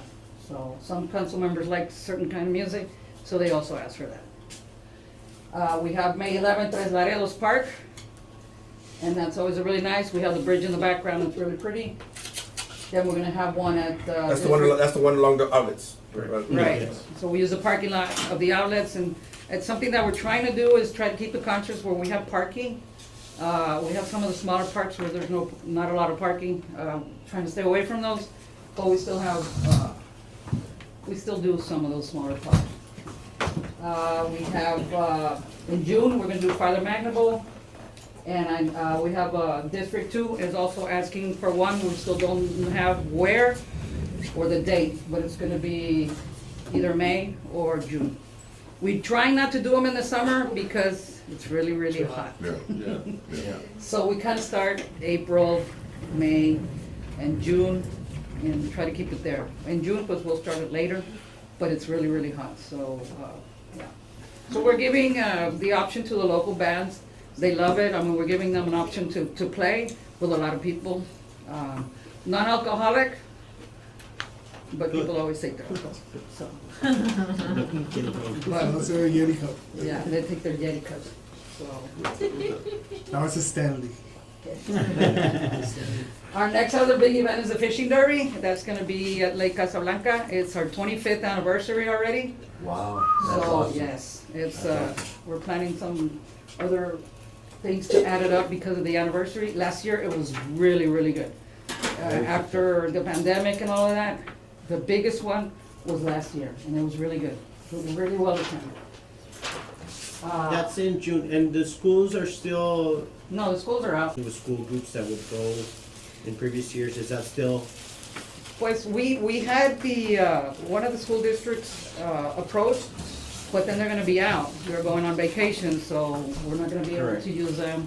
But we're trying to get to see if one other teacher can, help out also on that. There's one of the schools, LBJ actually has a fishing group, like they're a team, a fishing club. Yeah, fishing. So they'll be involved. We also have summer programs going on with a whole bunch of kids throughout the rec center. Yeah. We advertise through them as well through all the rec centers, and that's when we get a lot of our turnouts from there. And it's a family thing, and I know that last year was really nice because the parents that were there, like, man, we've been coming, we brought our kids because we've been coming to this event for when we were little. And so now they bring their kids, and we had a lot of those last year. So it's a really nice event, early in the morning. We're done by noon, so it's not too hot, okay? We have our summer programming, or summer camps that are coming up pretty soon. So, be on the lookout for that. That's on all our rec centers. We already have the dates and the themes and everything there. Our next other big event is the race in the airport that you help us out with. So this is a big event. This is our 4th year. It's a really different race. We do it at the airport with, on one of the runways with all the airplanes taking off. I think you were there last year. Yes, I was there. Very, very nice, greatly organized as well. Starts you. on time, lesson learned. Thank But you. no, good. Yeah, And no, I think it's been pretty successful. It's been very successful and it's well attended, with a lot of also, city staff likes this event a lot and they do attend, but it's a well attended event. So something different, we have a lot of 5Ks in town, but this is totally different. Very good, very Yeah. good. And then we have the aquatics division. We have here their splash parks. All the splash parks and when they start opening. We normally start, I think the last couple of years. May 31st, normally. Normally we start March 31st, but it's been so hot on the radar already that we've been opening them sooner on weekends because it's already hot by the end of this month. So we're going to turn them on. On the early, weekends. On the weekends. Yeah. I'm gonna ask you to be excused, and Mr. Martinez will be taking over shortly as your new vice chair. And I need to run out now, so. Thank you, sir. Okay, thank you. Excuse me. Learn to swim classes were also there in the summer, and We have here the prices. All of this information is on our webpage and on I our did like the Facebook. swimming, that was fun. I Yeah, did do this. you did it? Yeah, it's cool. And we're also hiring lifeguards. He sent me all those flyers and put it Yeah, out. I'd like to share Yeah, that I'll flyer. send them to you. yeah. I'll send them to you. What's the hourly rate that we're paying the lifeguard? Working. So it's compatible, like, it's a good, Yeah, yeah. It is a good salary. good, Yes, good, good. Yes. Better than 335 when I was a lifeguard. You paid $3 at KB's, come on. Yeah. And then our other event that's really big, and we did it for the first year, is our full marathon, and that's in November. I don't put it up here yet, but it's already out there. It's a full marathon. It was very successful Oh, last yeah, the year. marathon. We have our second edition this year, and it's in November 10th, That's a qualifier, right? and it's a qualifier. Qualified for the And- Boston and Marathon. the gentleman that qualified, the young one, he came out on the news 2 weeks ago, last Oh, week. yeah. Yeah, because he qualified on this Ramirez race. from United. This is the race that he qualified, the gentleman from What was the United. last name? Ramirez. So, And he's Ramirez too, so. I know. You ever thought about, you ever thought of doing a big Zumba class in those park? Tres Laredos, Dos Laredos, Siete Just, Laredos. just like a huge ass, once a year, with live DJs playing. No. Well, they did like the bike. We did like a Yeah. bike event there, and they did that. Well, we They had have, the Bicho We- one Provia. of Yeah, our, Biciclovia. It's yeah. coming up again. Yeah, we did that. We had like Zumba classes. Well, that's a biciclovia. Yeah, Yeah, that's Yeah, coming that up one. in May. yeah. Yeah, but, health department organizes the biciclovia, we help them out. Yeah, cool. Yeah, so, because they do have the Zumba instructor is going through, is through them. And he goes to different parks to do the Zumba. We- He's also No, our, I said We I'm hire saying- a I'm really saying good like Zumba a instructor, one right? big- What's his name? One Sí, big it's Zumba Rico. party. Joe Rico. Joe Rico? Yeah, Joe he- Rico. he Oh, yeah, does Rico's it. really Awesome good. job. Yeah, but He gets he- me tired in the pool, man. Yeah, and he does the pool. Yeah. Yeah, he does really good The there. music is good too, man. So Really big song. these are some of our events, and we come up with new events, every time we can. We bring new ideas, we look at what other cities are doing, and we bring them in.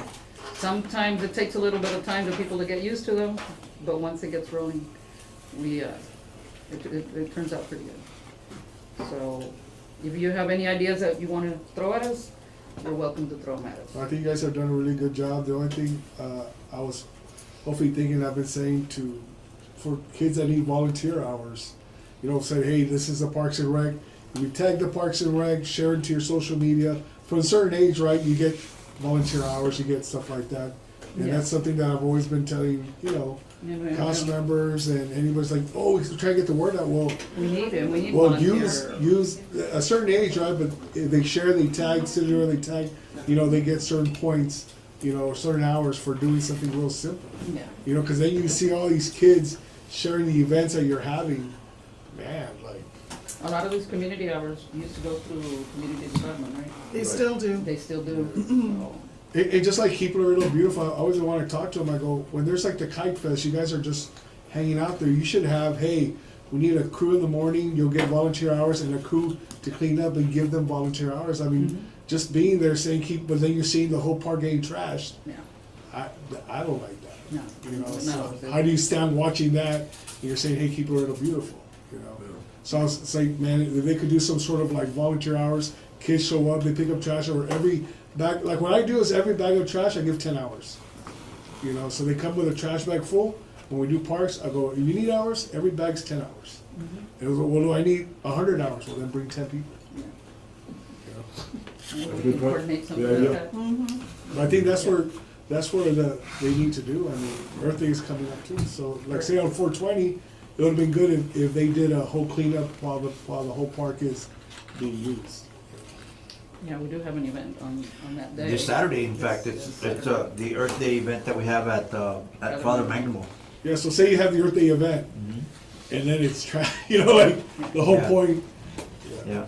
Well, one of the Oh things no, but that one's that's RGIC. They're doing the kayaking. yeah, that's a different one. Yeah, That's a next- different one. Anyways, It's next week. that's next Saturday. Next Saturday. Yeah, 420. Yeah, they told me about that. Okay. Okay, Thank you. Okay.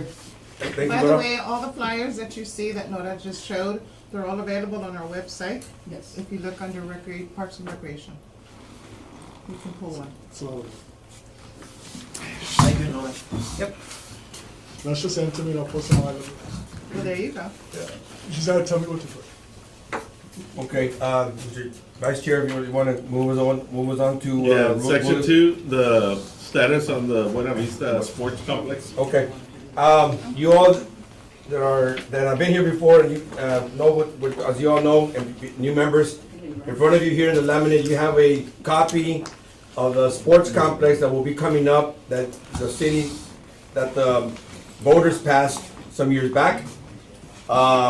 It is, I just wanted just a brief report, this is how it's gonna look like. It's gonna have 10 baseball, softball fields. It's gonna have one pod, which is 2 multi-purpose fields for soccer, flag football, different sports on the multi-purpose fields. This is gonna be over here, right across the highway of Cuatro Vientos of LBJ High School. Land has already, the dirt's already been being moved. We actually have a meeting tomorrow morning at 11 o'clock in the morning to get an update. Cost is about $45 million. It's gonna be a big sports complex, probably one of the biggest ones in our area of Texas. Approximate finish time, we are looking at, if everything goes right from what, unless something changes tomorrow, but they are looking at April of 2025, a year from now. Oh. They were saying December, I was like, man, No. it's stressing out. No, they threw it out there, but no, it's April 2025. Okay, good. That's what they're looking at. So, there's moving dirt. They're all gonna be synthetic turf. They're gonna be synthetic turf being, because they did a study as far as the maintenance and operation and the waters and all that.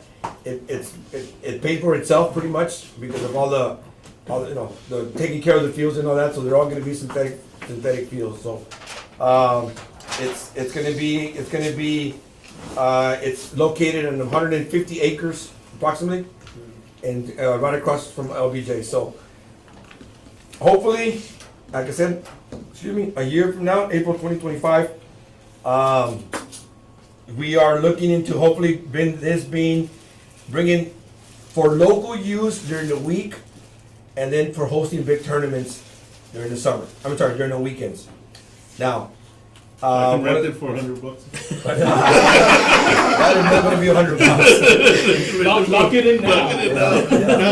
So, Coach, do you know if any hotels are gonna be? yes, sir. Yeah. around There's there? already looked, from what I hear is there's already 4 chains already looking into buying already land around it. Yeah. So So the this hospital's already being built and there. that's correct. There's gonna be a fire station right next to it as well. Yeah. Just this morning I was in a meeting, there might be another PD station over there as well. So it's gonna boom over there on that side of town. We're anticipating let me just kind of brief you on this. So we hired a consultant, the city hired a consultant to help us build the facility. Right now, the city council has not voted who is gonna run the facility, okay? So it's either gonna be, this same consultant put a bid to run the facility, pretty much the way the arena is run, the way Unit Trade is run by a management company, the Max is run by a management company, so they wanna see if they're gonna wanna spend, they're gonna want a consultant, a management company to run the complex, or is it gonna be run by the city? Okay? There's a study, the consultants did turn in a packet about this big, Pobrecita Gloria had to make the copy. City manager and myself, Mr. Valdez, have been going through it. We are maybe a third of the way into that thing. It's so much information. It shows how much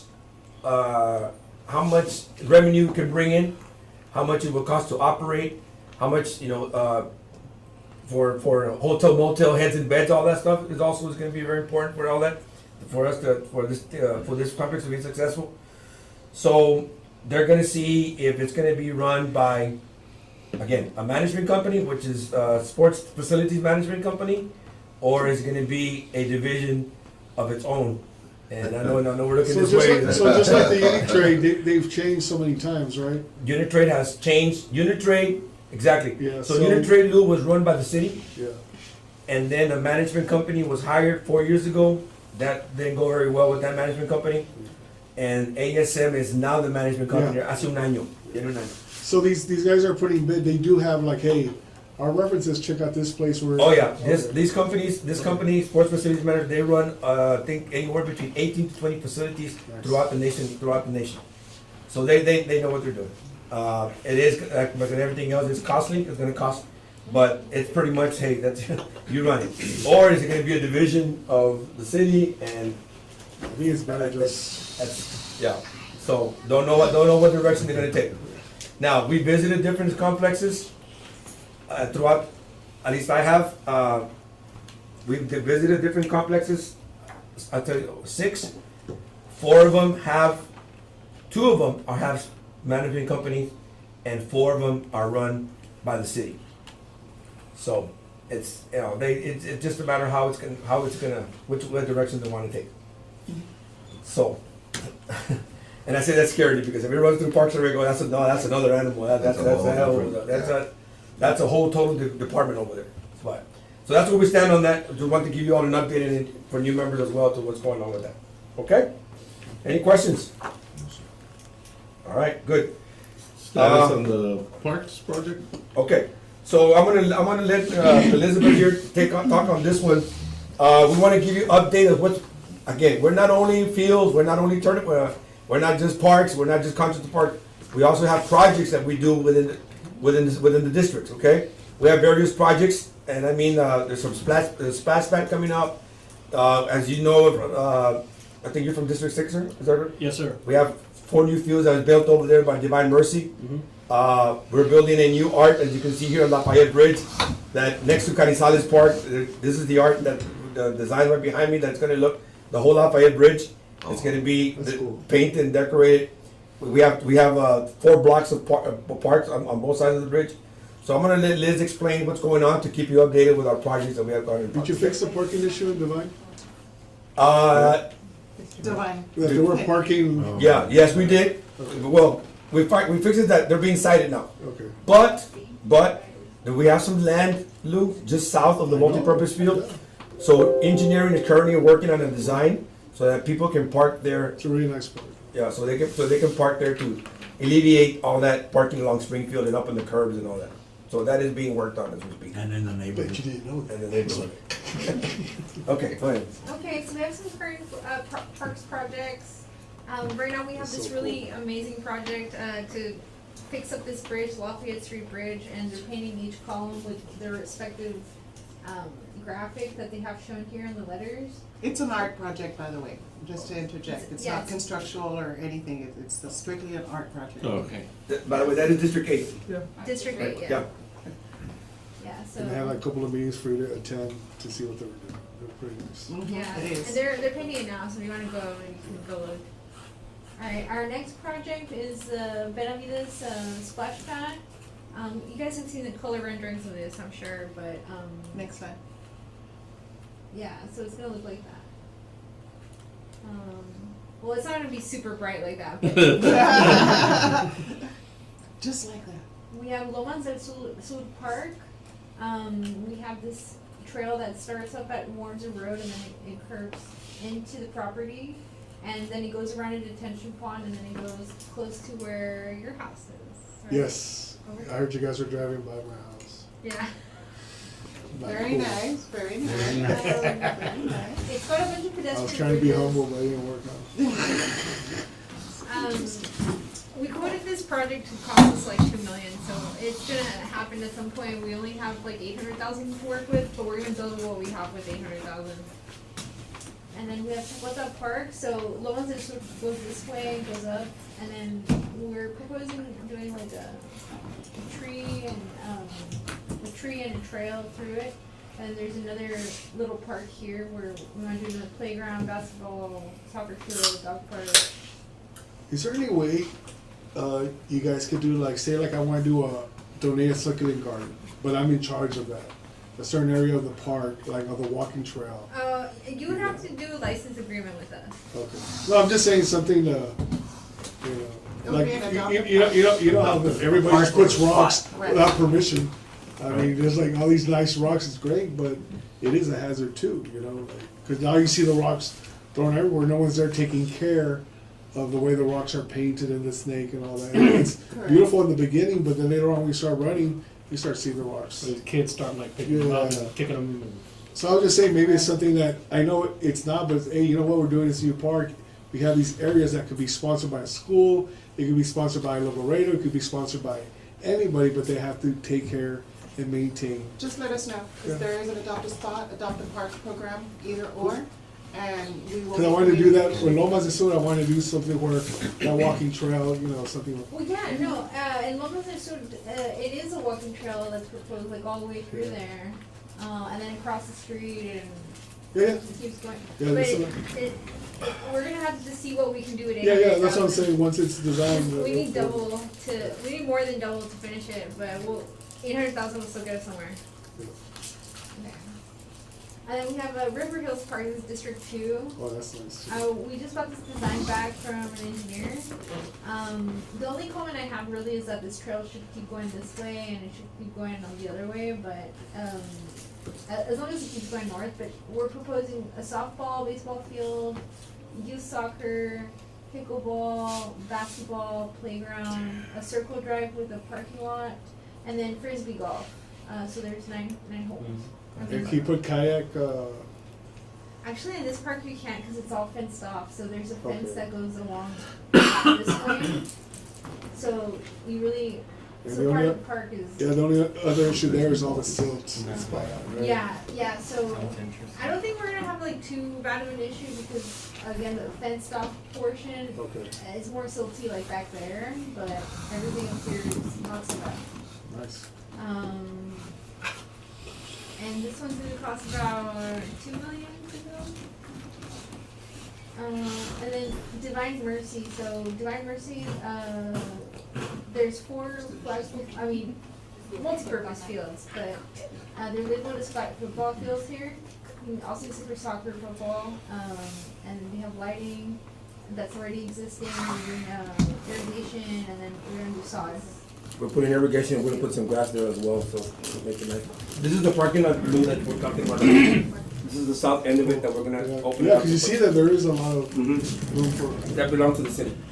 Coach, and Liz, maybe you can tell us, on the north end, there is a sidewalk that goes across Oh, it yeah. from Springfield to the park, right? Uh-huh. Just north of that, is that city-owned land as well? Yeah, Yeah? Okay. it does like a little panhandle. Yeah, it is, kind of like at an angle like that. Yeah, that's ours. Okay. And then we have Las Aldeas Park. So there was like a master plan, but then this is like what they're gonna actually build. So what we're seeing is what they're proposing to build, but they had an issue. So the reason we were gonna accept this park was because it was part of the green space ordinance. There's this beautiful creek in the middle that was full of trees, and the contractor accidentally bulldozed a bunch of the basically the whole All the trail. trees. so, The whole trail is gone, so all the trees are gone. So he's proposing to give us like 31 3-inch caliper trees to fix the issue, but I don't think it's enough. But still, what they're proposing is a parking lot, trail, and landscaping. But in the future, it was a playground, pickleball, fitness stations, basketball, and a little pedestrian bridge to connect the 2 sections of parkland together. But we're not sure we want it now because the green space is gone. It looks like a headache for maintenance, because I saw those plans, I was just like, that's not, they have a bunch of land. Because then there's a big drainage right in the middle between those 2 parks, right? Well, yeah, it's really not that bad. It's kind of like, it's the level 1 creek, so it's not really too thick. But the thing is that now that it's been mostly all destroyed, we actually have more park now. So there's like more available space to build the park. So it's on the fence and we're gonna do it. So we can talk about it if you want. And then we have the EPA Legacy Greenbelt project. This is a big, long project that encompasses a bunch of parks. That's the cool. Chacon Creek is like over here Wouldn't on the mind left. migrating that. We have Independence Hills Park, we have Concord Hills, and then we have Las Misiones and Lago del Valle over here. We own a lot of the property, but we don't own Concord Hills. And some of the parks were just awaiting some park things so that we can accept the land. And some land up here we were gonna have to purchase or get the sidewalk easements. So we have 3 years to do the project, and we're also proposing trees along the existing Chacon Trail. Let me preface this by saying that this is a project that is being spearheaded by the Health Department, Richard Chamberlain, and he's going to be applying for this grant, and this grant would fully fund the entire development of this. That's awesome. So, Oh, wow. if we do get it, we're looking at millions and millions to be able to. Yeah, I was walking the green belts in Lake Travis, man. It's beautiful limestone and just enjoying the way the walk is. Exactly. Okay. The next item is status on parkland dedication. Anyone have questions? I'm sorry. No questions.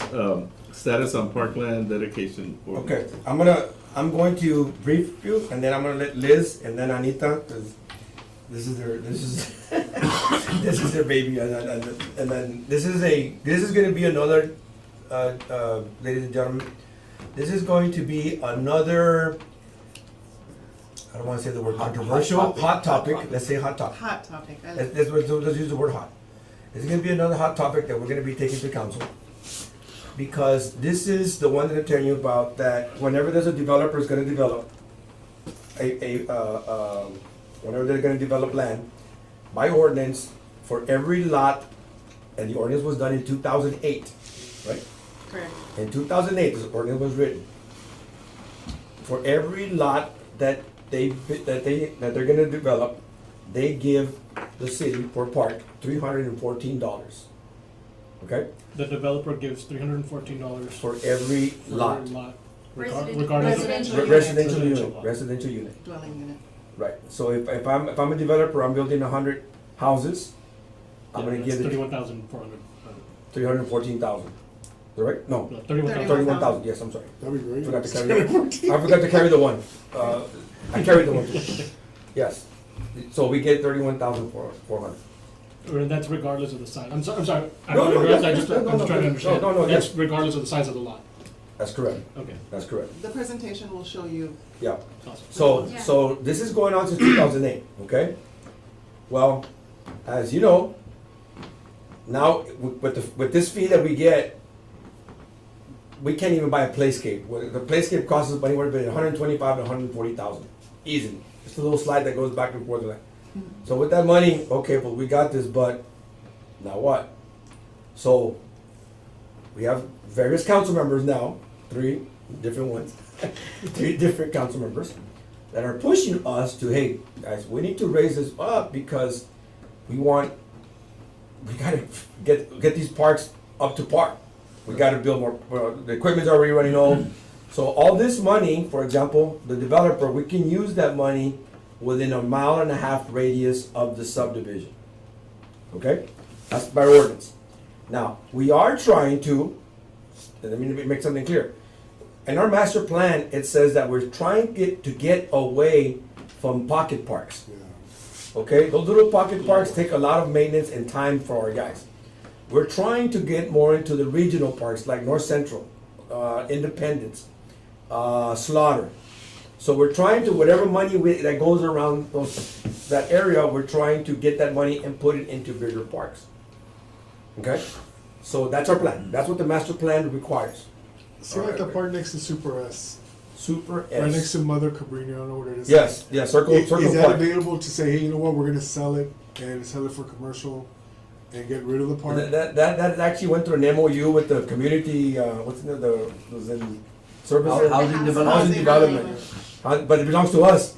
Yeah, that's what I'm saying. So I went there, I went over there, I mean, all the floors, Yeah, all, you know. I know. And then we gotta go fix it and we try to take care of it and boom, but the basketball court don't belong to us. so it's kind of weird. Part of it does. Yeah, so we're trying to get rid of all these pocket park guys because let me give you another example. We have, for every groundskeeper, we are covering 20 acres of parks. National Parks and Recreation Association recommends for every groundskeeper they're supposed to cover 10 acres of park. So we're working double with our guys. We're working double. So that's why we're trying to get away from the pocket parks. Okay, but I don't want to get off subject. That's another conversation. So this monies that we're doing now, the parkland dedication fees, we're gonna take it to council real soon, so that we can come up, just like we did with the baseball fees, give them options what we want to take. Some, and you can see here, charge up to $1,000 per residential for residential. We don't want to go that drastic. We they did the homework, and we want to go somewhere, in the middle, and yet every year so grow a certain percent of the fee, just like everything else will go. So I'm gonna let Liz and Anita take over from here, and then we'll have a better understanding of, just kind of give you a little brief what's going on with it. Any questions before you have an idea of what we're talking about here? Okay, right? All right, go ahead, Liz. Thank you. Okay, and I will speak, and Anita can Anita elaborate. All right. Can also elaborate. So we're adjusting our fees for the calculation. So right now there's this concept called level of service. So that depends on, say you go to any city and you ask, what's the level of service of parks that you provide to the city?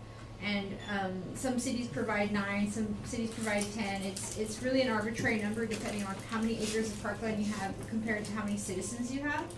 And in Laredo, our average, in Laredo, we're gonna discuss that, but right now our cost per acre, that we charge for land is $45,000, so for each acre of parkland that you have, $45,000 is what we charge if you don't provide, the land, and then the cost of a parkland improvement, so right now it's about $314 per dwelling unit.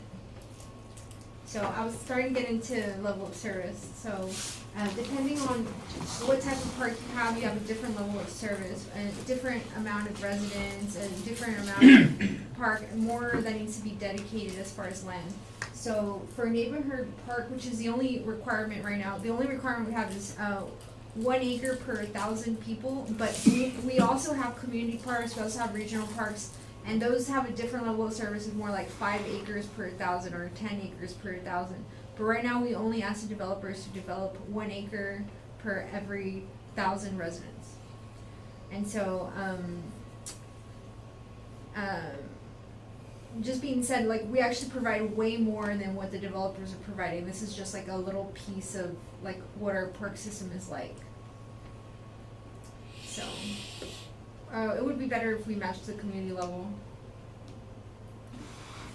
Currently, there's 256,000 people in the city according to the census in 2021. There are 1,282 acres of undeveloped parkland. And when we did the average, we actually provide between 5 to 6.5 acres per 1,000 people in Laredo. So it's a pretty good amount of land, and our requirement that we have for developers is a much smaller number than what we actually service as a community. So, but we also have like fields that, like Buena Vista and projects like that are more like CIP projects. We're just looking at the neighborhood level projects. So the cost per acre right now that we were looking at is $45,000, but we're trying to change that number to be more like $55,000, because $55,000 is what our appraisals are coming back at. Our appraisal for River Hills project was about $55,000 per acre for non-floodplain land, and for floodplain land it was $16,000 per acre. So that's what the appraisals are coming back at. So we're thinking about adjusting our prices from $45,000 to $55,000 for cash in lieu and for credit. Can you explain what that means by cash in lieu? Cash in lieu, if you don't have enough land, or you can't provide land, or it's not enough land, you have the option to pay the equivalent amount in cash. So if you need to provide 1 acre of parkland, you can just pay $45,000 and just call it a day.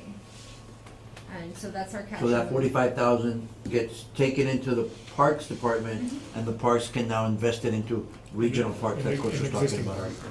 Or existing parks. An existing park there, Or or within a mile and a half. Within a mile and a half radius. Not clear across the city. Yeah. But we're trying to change this number to 55,000 because that's what the appraisals, all the appraisals right now are coming out at 55,000. So we're kind of outdated with this one as well, just like we were earlier. Now, quick question, like, Because all the new development is there by North Central Park. You know how that, Yeah. you see that, so that money can go to North Central Park. It doesn't have to be a park where San Isidro That's is, or a correct. park where United High School is. You can Well, just funnel it through There there. is language in there that says that within a mile and a half, not to cross a major thoroughfare. Oh, So Loop 20 yeah. prohibits us from, by letter of the ordinance. Would that um, be changed? I'm just saying because you have a beautiful park there, and then that other side of Route 20 is getting developed, so you're gonna do a big park there, you're gonna do, Well, just by ordinance, what they are putting in to the park improvement fees is actually going back into those parks.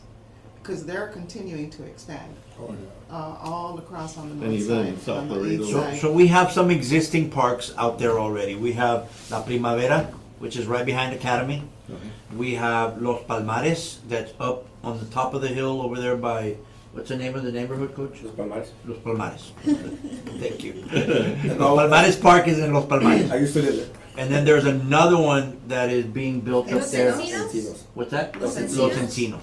So, we're not, There's more. we're not in, the money from those developments are not going to North Central, they're going into those parks. but then because of the ordinance, they have to go to a new park because you can't You cross can't- a major thoroughfare.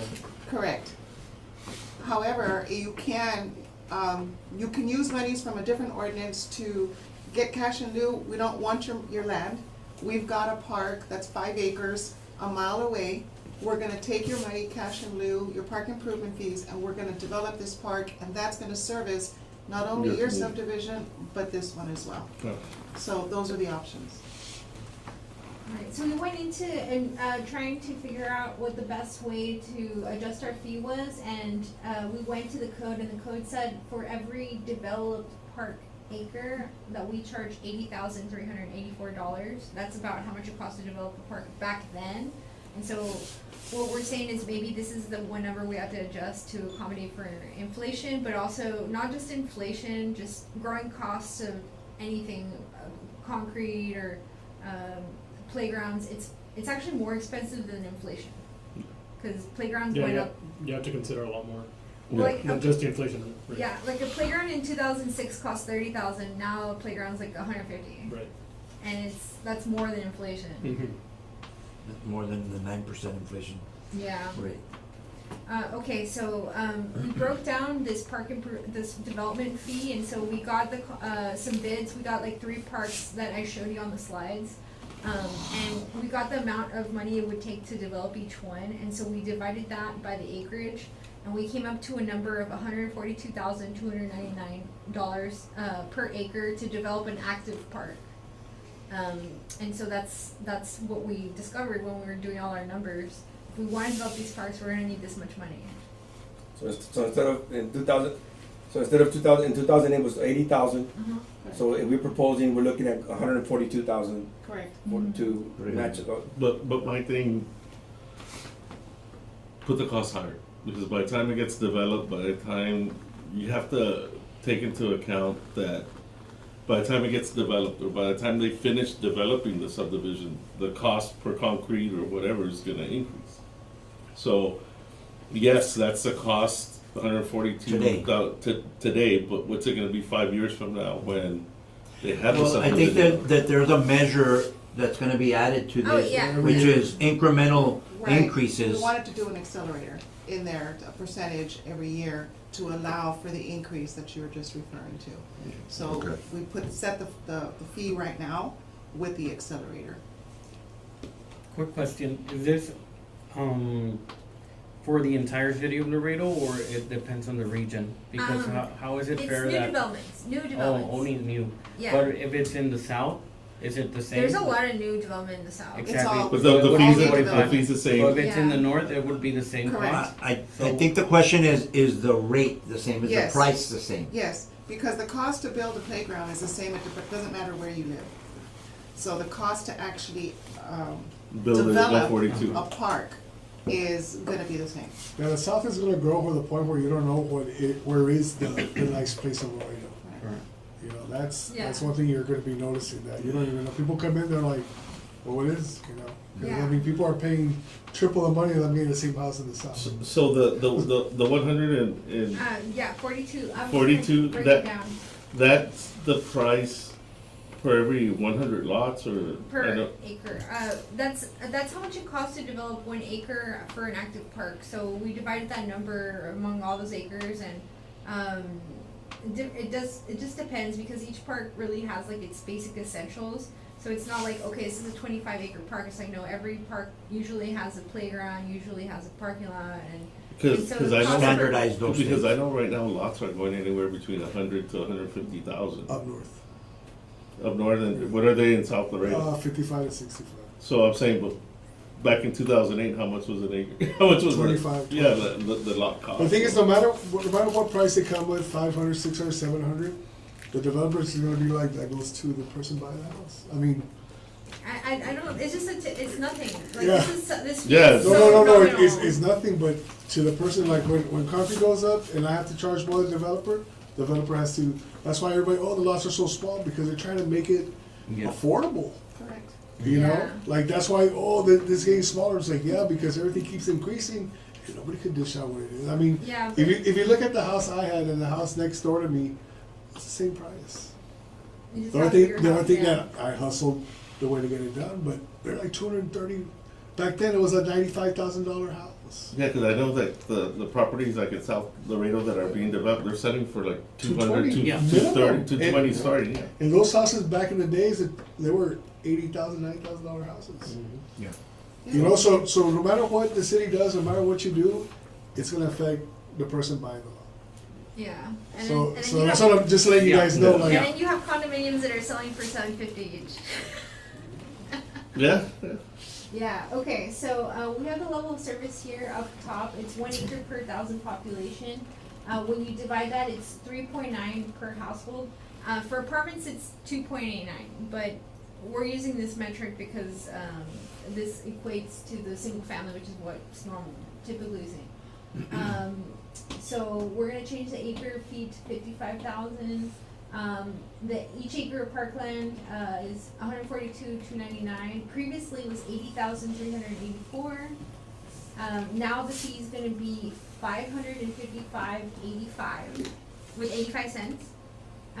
Where before it was 314. So we only increased it like $200. how does that affect when it does quadplex? You know, like in the valley, it's huge. What's a quadplex? Where there's like 4 dwellings in one area with a parking. Like a the one that fourplex. we just. A four, Oh, sorry, we a don't fourplex. have lots like that. No, I know, but there's a reason why it's huge in the valley. I mean, I go there every 2 weeks, and there's another one because it's affordable, and it's beautiful and it's great. But I'm saying, how is that handled if it does come to Laredo? Because we're We can always handle the same way. Each dwelling, so it's it's each four? dwelling unit. Correct. So So multifamily So it's is not per handled lot, as then? per dwelling unit. that's what I'm Yeah. asking. Yeah, because one lot, there's a lot of duplexes, Correct. So it's handled by dwelling unit, not by not just By one lot. Okay. order, Right, right, yeah. or by lot. It's That's fine. dwelling unit. And then Yeah, your and it's not accelerated per rate is gonna bedroom, be what? it's just each house. Yeah, each house. That's what I'm saying. So there's 4. That's coming up. Yeah, so that's 4 So dwellings. it would be 4. So it would be Yeah, I'm just saying we're always a little bit behind, but man, you go to the valley now, Yeah. they're making everything look like wow. So, I mean, in So- that case, if it goes up to 555, a fourplex lot would go up to $2,200. Yes, yeah, something like that. But other cities are charging way more, and they ask for a lot more land. So like we're really not that bad. Like we're not asking for a lot. Money wise, we're not asking for a lot, and acreage wise, we're not asking for a lot because most of these cities are charging 9 acres. What 6 cities are you acres, comparing it 5 to? acres. Like saying 200,000, or you're comparing it to big cities? We did Everything, both. have everything. Okay. We did both, and some cities don't even have, because the city itself, like San Antonio, Yeah. the city itself is able to actually sustain and build their parks because they've got a different system in which they obtain funding, right? Some cities have a park fee, no? It's a bond. Like, Right, Right. they do in bonds, or they have taxes. Other states have a different tax system which you get into and it completely funds. So we don't have that. So we've got to sustain and create parks through the general fund. Or we can use discretionary funds, or we can use park improvement fees. And so we really count on park improvement fees through the parkland dedication ordinance to be able to create parks. It'd be cool, like if the district had, like, say, Los Adelas, River Hill, all that money would be put on, and then you guys look for land to do one big park. You know, that is awesome, because Adelas, oh, it's a park here, River Hill's a park here, but it'd be cool if you're allowed to do that. You know, this is district money, we're gonna find a place, buy land, we're gonna do this huge park, just like North Central, just like Slaughter, Well, except of having that's- little parks. That's the whole idea, and so the whole premise behind a planner is to, when we get developers coming in, it's like, okay, I want the land right here on your corner. You come in, I want the land right here in this corner. So you end up with that big park that you're referring to. So it's based about having a plan as you're accepting the property. The only issue is that we asked for so little land that our parks, like the new parks end up being kind of small. Yeah. And so we end up wanting more land than we need, but it's because developers, honestly, they give you the land that they want to give you. Yeah. Where they can't develop. Bunch of creeks. Where Yeah, they and can't develop. sometimes it lends itself to like a bigger park, like River Hills. Like he couldn't do anything with that acreage Yeah, the because it's Vega on the one. floodplain. So it was 25 acres. He was like, "Well, I can't do anything with." So each development is going to have its unique land where it's got like challenges to build, and so they always want to give us that land. Sometimes we can push back and say no, and we do. But and just tell them, like, there was one where they wanted to give us like the sloped area, and we would have had to put like walls, and it just wasn't good for us. It And wasn't feasible. Yeah. it wasn't like a good land. It just wasn't good land. Not So we had to push back and say no. We're gonna do cash in lieu in this situation. How big is North Central Park? At how many 89 acres? acres. 89. Just shy of the mega. That's nice. Yeah. Yeah. And that one we're considering that one to be like 7 or 8 neighborhood-sized parks, because each little area's kind of got its own little park. Everybody goes from all over Laredo to North Central, like to go to Slaughter, like to go to Independence. Yeah. That's the thing, to make a huge park, anybody could go, you know. Yeah. So we get those little- But that park had the planning of incorporating detention ponds and, well, a couple of them, you know, and then growing on those to create what you see today. Yeah, like Lomas. So, yes. And so other cities have exorbitant fees. Like in Austin, if you don't give them land, they're charging you like 3,000, 4,000, 6,000 fee and lose. Where we're only charging like $100 or $200. Like Austin is expensive because they have a lot of land. Cost of living over there is crazy. Yeah, that's why, yeah. Houston charges $700 for their fee.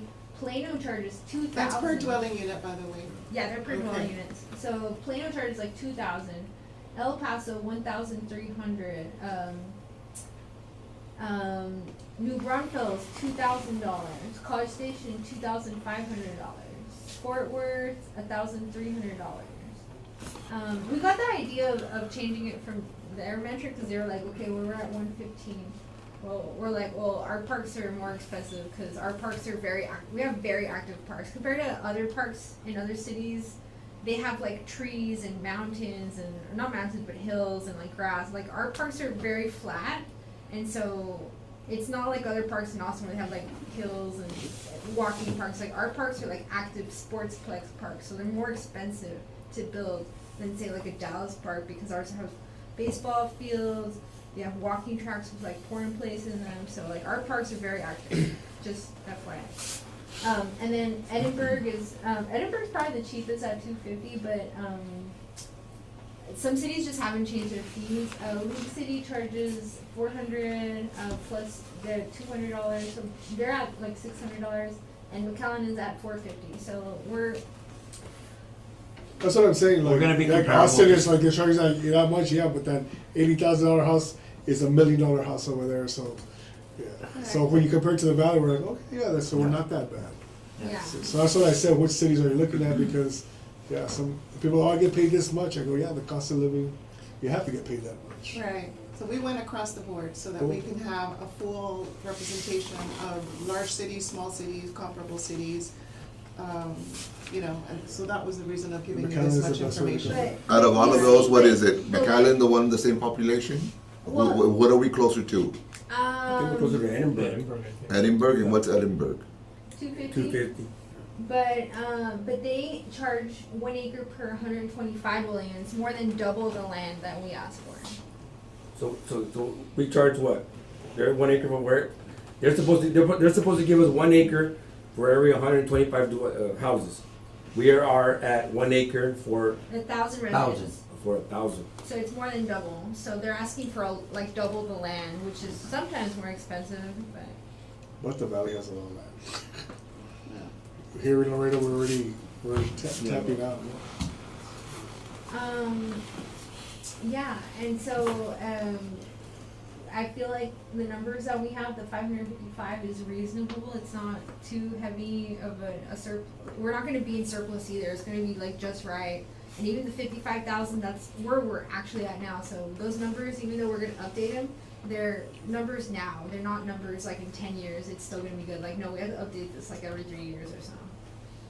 So where is that multiplier that we were talking about? We haven't, we'll discuss it, but right now we haven't decided if it's gonna be like following Okay. inflation, because it should follow inflation, but like I said, the prices of these playground things, they're not following inflation. Yeah, they're Yeah, it's way more expensive. Right.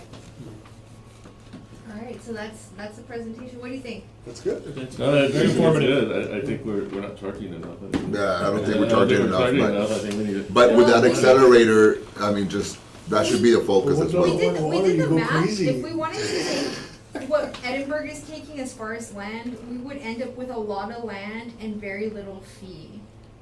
Because we would just be taking more and more amounts of land. And like I said, all of our parks, we have the land. Like people donate excess amounts of land in Laredo in particular, so we're not actually going out and like finding land. It's like people are like, oh, we all have a bunch of drainage ditches, why don't we make a park? And that's what happened with North Central. Like we have little accidents like that happen. Instead of people saying, oh, we're gonna use all this prime land and make a 100-acre park. They're like, no, this is like a bog land and you have to turn into. Manadas, how many acres are gonna give you there? Because that's a drainage issue also, That's like right? 80 acres, Right? maybe. But North Central's still bigger.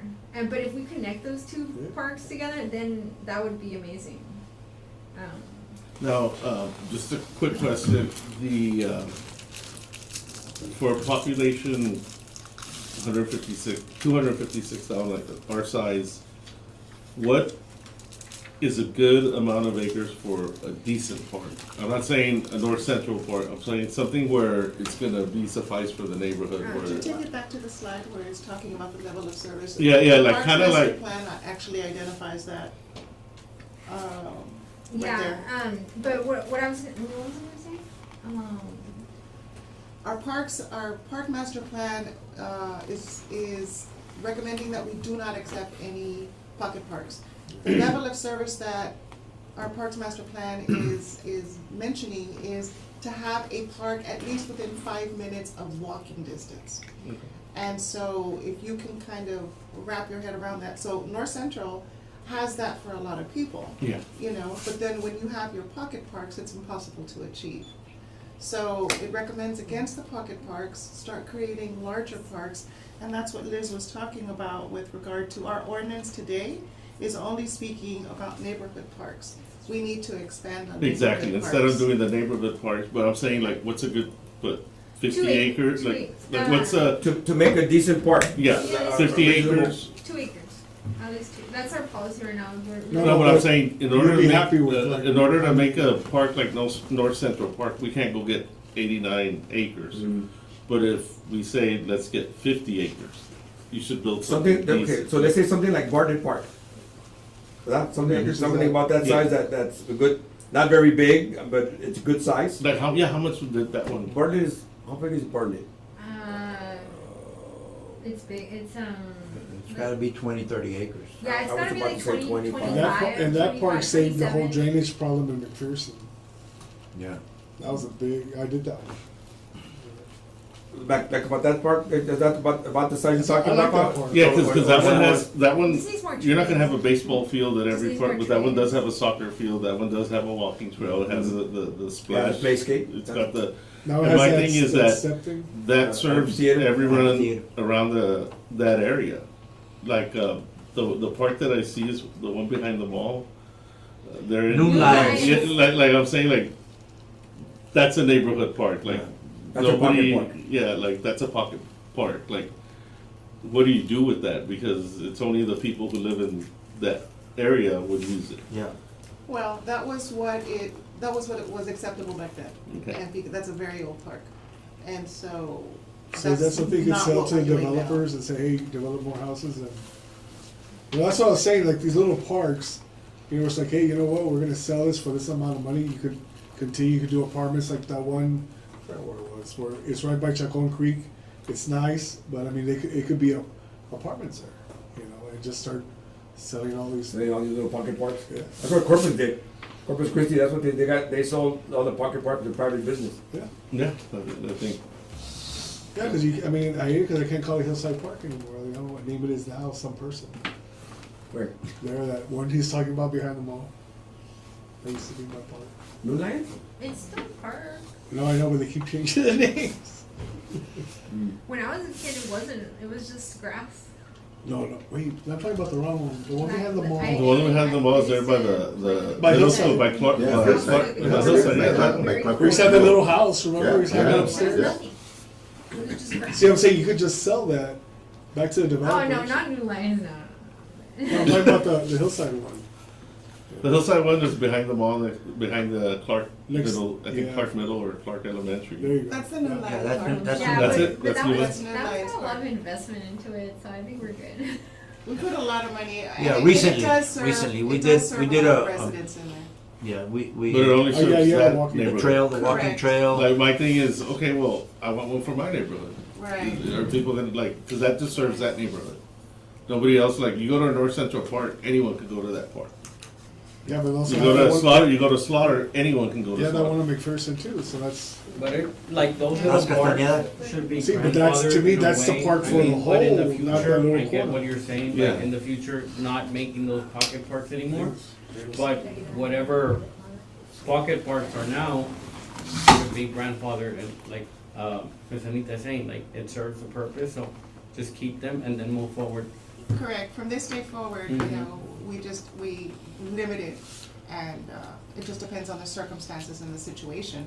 But, you know, we'd rather have the cash in lieu if the other situation, the other variables fall into place, right? There's another part close to, because at the end of the day, you have to look at the intent of the ordinance, and the intent of the ordinance is to provide a place for recreational activity for residents. And so, as long as we do that, you know, we'll take cash in lieu to develop this park, to create a larger park, more amenities. Yeah. And hopefully to try to trail onto another neighborhood that can also reach that park. So that's what the intent is, and that's what our plan is. Any other questions?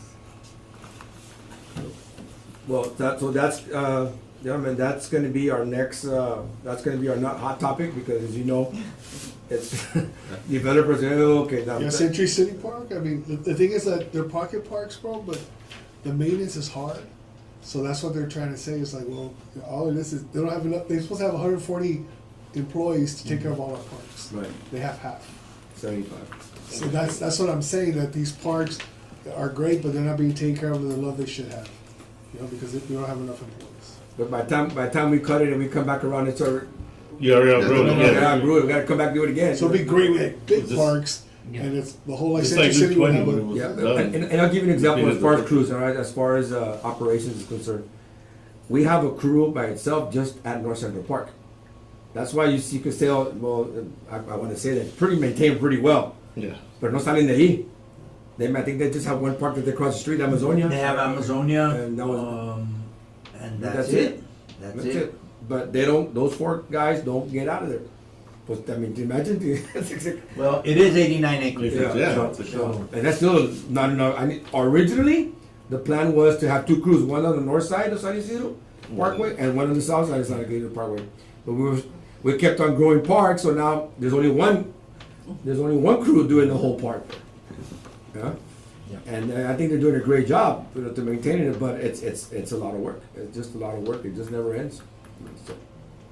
So that's the operation side of it. Okay, thank you, Liz. So this, so like I said, this is where we're going to come up and, oh, you can say that. So if all the developers, I'm just gonna go like this, she's the one that can. I know. Stand your ground. Yeah, so, no, yeah, so, and of course, all the north side and south end, south side, they're growing like crazy. But wait till this sports built, wait till this gets built, sports complex, ooh, that's gonna. Until they build the bridge. My son has been buying a house, coach, and he went to go see houses, brand new construction or old construction. Okay. We would go by San Isidro with the United or whatever. You open the back door and you hit the back fence. Yep. There's no land whatsoever, and they were going for 400,000, 450. Wow. So the developers are making money. No, sir. No. Developers are making No, money. I'm with the developers. You think they're making money. Well, the ones that we're buying from are making money. No, you think So- they're always reinvesting. So that's for, what's it, planning and zoning, we can move on. We can move on, Okay. for, what we do Items is. for next meeting. Yeah, items for the next meeting, what we do is, if there's any topics that you all wanna bring up, The only one this is is the the time to tell major- staff, tell Mr. Gomez, hey, can you put this on the agenda, so if you all want anything, If we don't think of anything now, can we just email? yes, you can. Or- Yeah, and this is the part where whatever you all need for your You district. go home, or oh, I whatever. forgot to ask about this, feel free to reach out to us. And it doesn't have to be where you have to say it at this meeting, shoot an email to the staff, and they're very good at putting it on the agenda. But with that being said. Okay, just, go ahead. and I don't wanna drag the meeting more, but, are there certain topics that, pretty much don't bring it up in the meeting? Just No, talk about it personally, just to not waste time? Well, my thing Like is. if I get somebody from District 6 and says, hey, something happened at, the Shiloh Bike Trail or whatever. But it's something that can be easily fixed, maybe, that we don't really have to discuss it amongst everybody. One of the things is that I have Tommy's number and I have JJ's number. It's good to call them. I'll call them like, hey, the lights are on at the big. They can fix it. Or guess what? There was a dead rat on the walking trail. Yeah, so when I do my cleanups or I see a bench that might do, I'll be like, hey guys, Yeah, just to let you know. he does. So He does. they're very He does a good. really Yeah, I good just job. don't wanna waste He time sends us here with pictures, things and our door is always open. Yeah. All of us. Thank you. Our door is always open. We'll share our numbers with you. As a matter of fact, I'll walk over, bring some cards so I can issue out to the new members, and to anybody else. And I know Coach can do the same, and you guys, we have open door Have you policy seen all this the would be a time. And this is Love it. Thank you. one of the things that I do whenever I'm at a park or wherever I'm somewhere. I'll text Mr. Gomez and tell him, hey, guess what? I was at this thing, the light was out, or I was at this thing, and Yeah. part of the fence is down. And before you know it, there's a crew out there getting it taken care of. But when it's maintenance, whatever's happening, where it's a simple fix for the department. Just give us a call. Just let them know. Easy as Or that. once they find out that you're part of the parks board, right? Oh, something's going on with the park, because they're gonna find out, and that's what you're here for, right? Feel free to reach out to us right then and there. Don't wait for us to come to me, and if something we can take care of, hey, check this out for me, or can you check this? We got a concern about this, a park, a league, or. Because in Marla, remember they were gonna have that event and they had like all these posts in the walking trail, they had concrete that Yeah. wasn't safe. I was like, dude, you're gonna have this event on Saturday and there are all these issues. So they took care of it right there and then. But the thing is that there's so many parks, that. And one of the things I highly recommend to everyone is just because you're on the board doesn't make you the official police chief and stop someone. All right, from I'm playing. I'm saying you call. You see something going on, call JJ, call PD, call whatever. Like, don't try to stop it yourself, because my thing is nowadays people Yeah. take things out of hand. We actually have, not under our jurisdiction, Yeah. under PD, we have a park police department. There's 5 strong. Oh, no. Yeah. For how many acres? How many acres? How many parks? How many acres for police? 1,300. There's 5 police, and they do their rounds and all that stuff. So they Sometimes. concentrate on the trail, they concentrate on different types of parks. So if there's any issue, we automatically, we're not even ourselves, we go out there, we call park Remember, police. 311, anything. That's 311, I easy to do 311, and if it's something really that has to be taken care of, I'll call. But if I see something where someone left trash, it's like 831, someone dumped a big mattress in the park, well, I'll call them when it's like something, Something urgent. Even yeah, specific. it needs to be taken care of. So if anyone has any, nobody has any items, I'd like to see if anyone wants to make a motion to adjourn. I'll do it first. Okay, we got a motion, is there a second? There's a second. All those in favor? We all adjourned, and it is 8:15. Thank you all so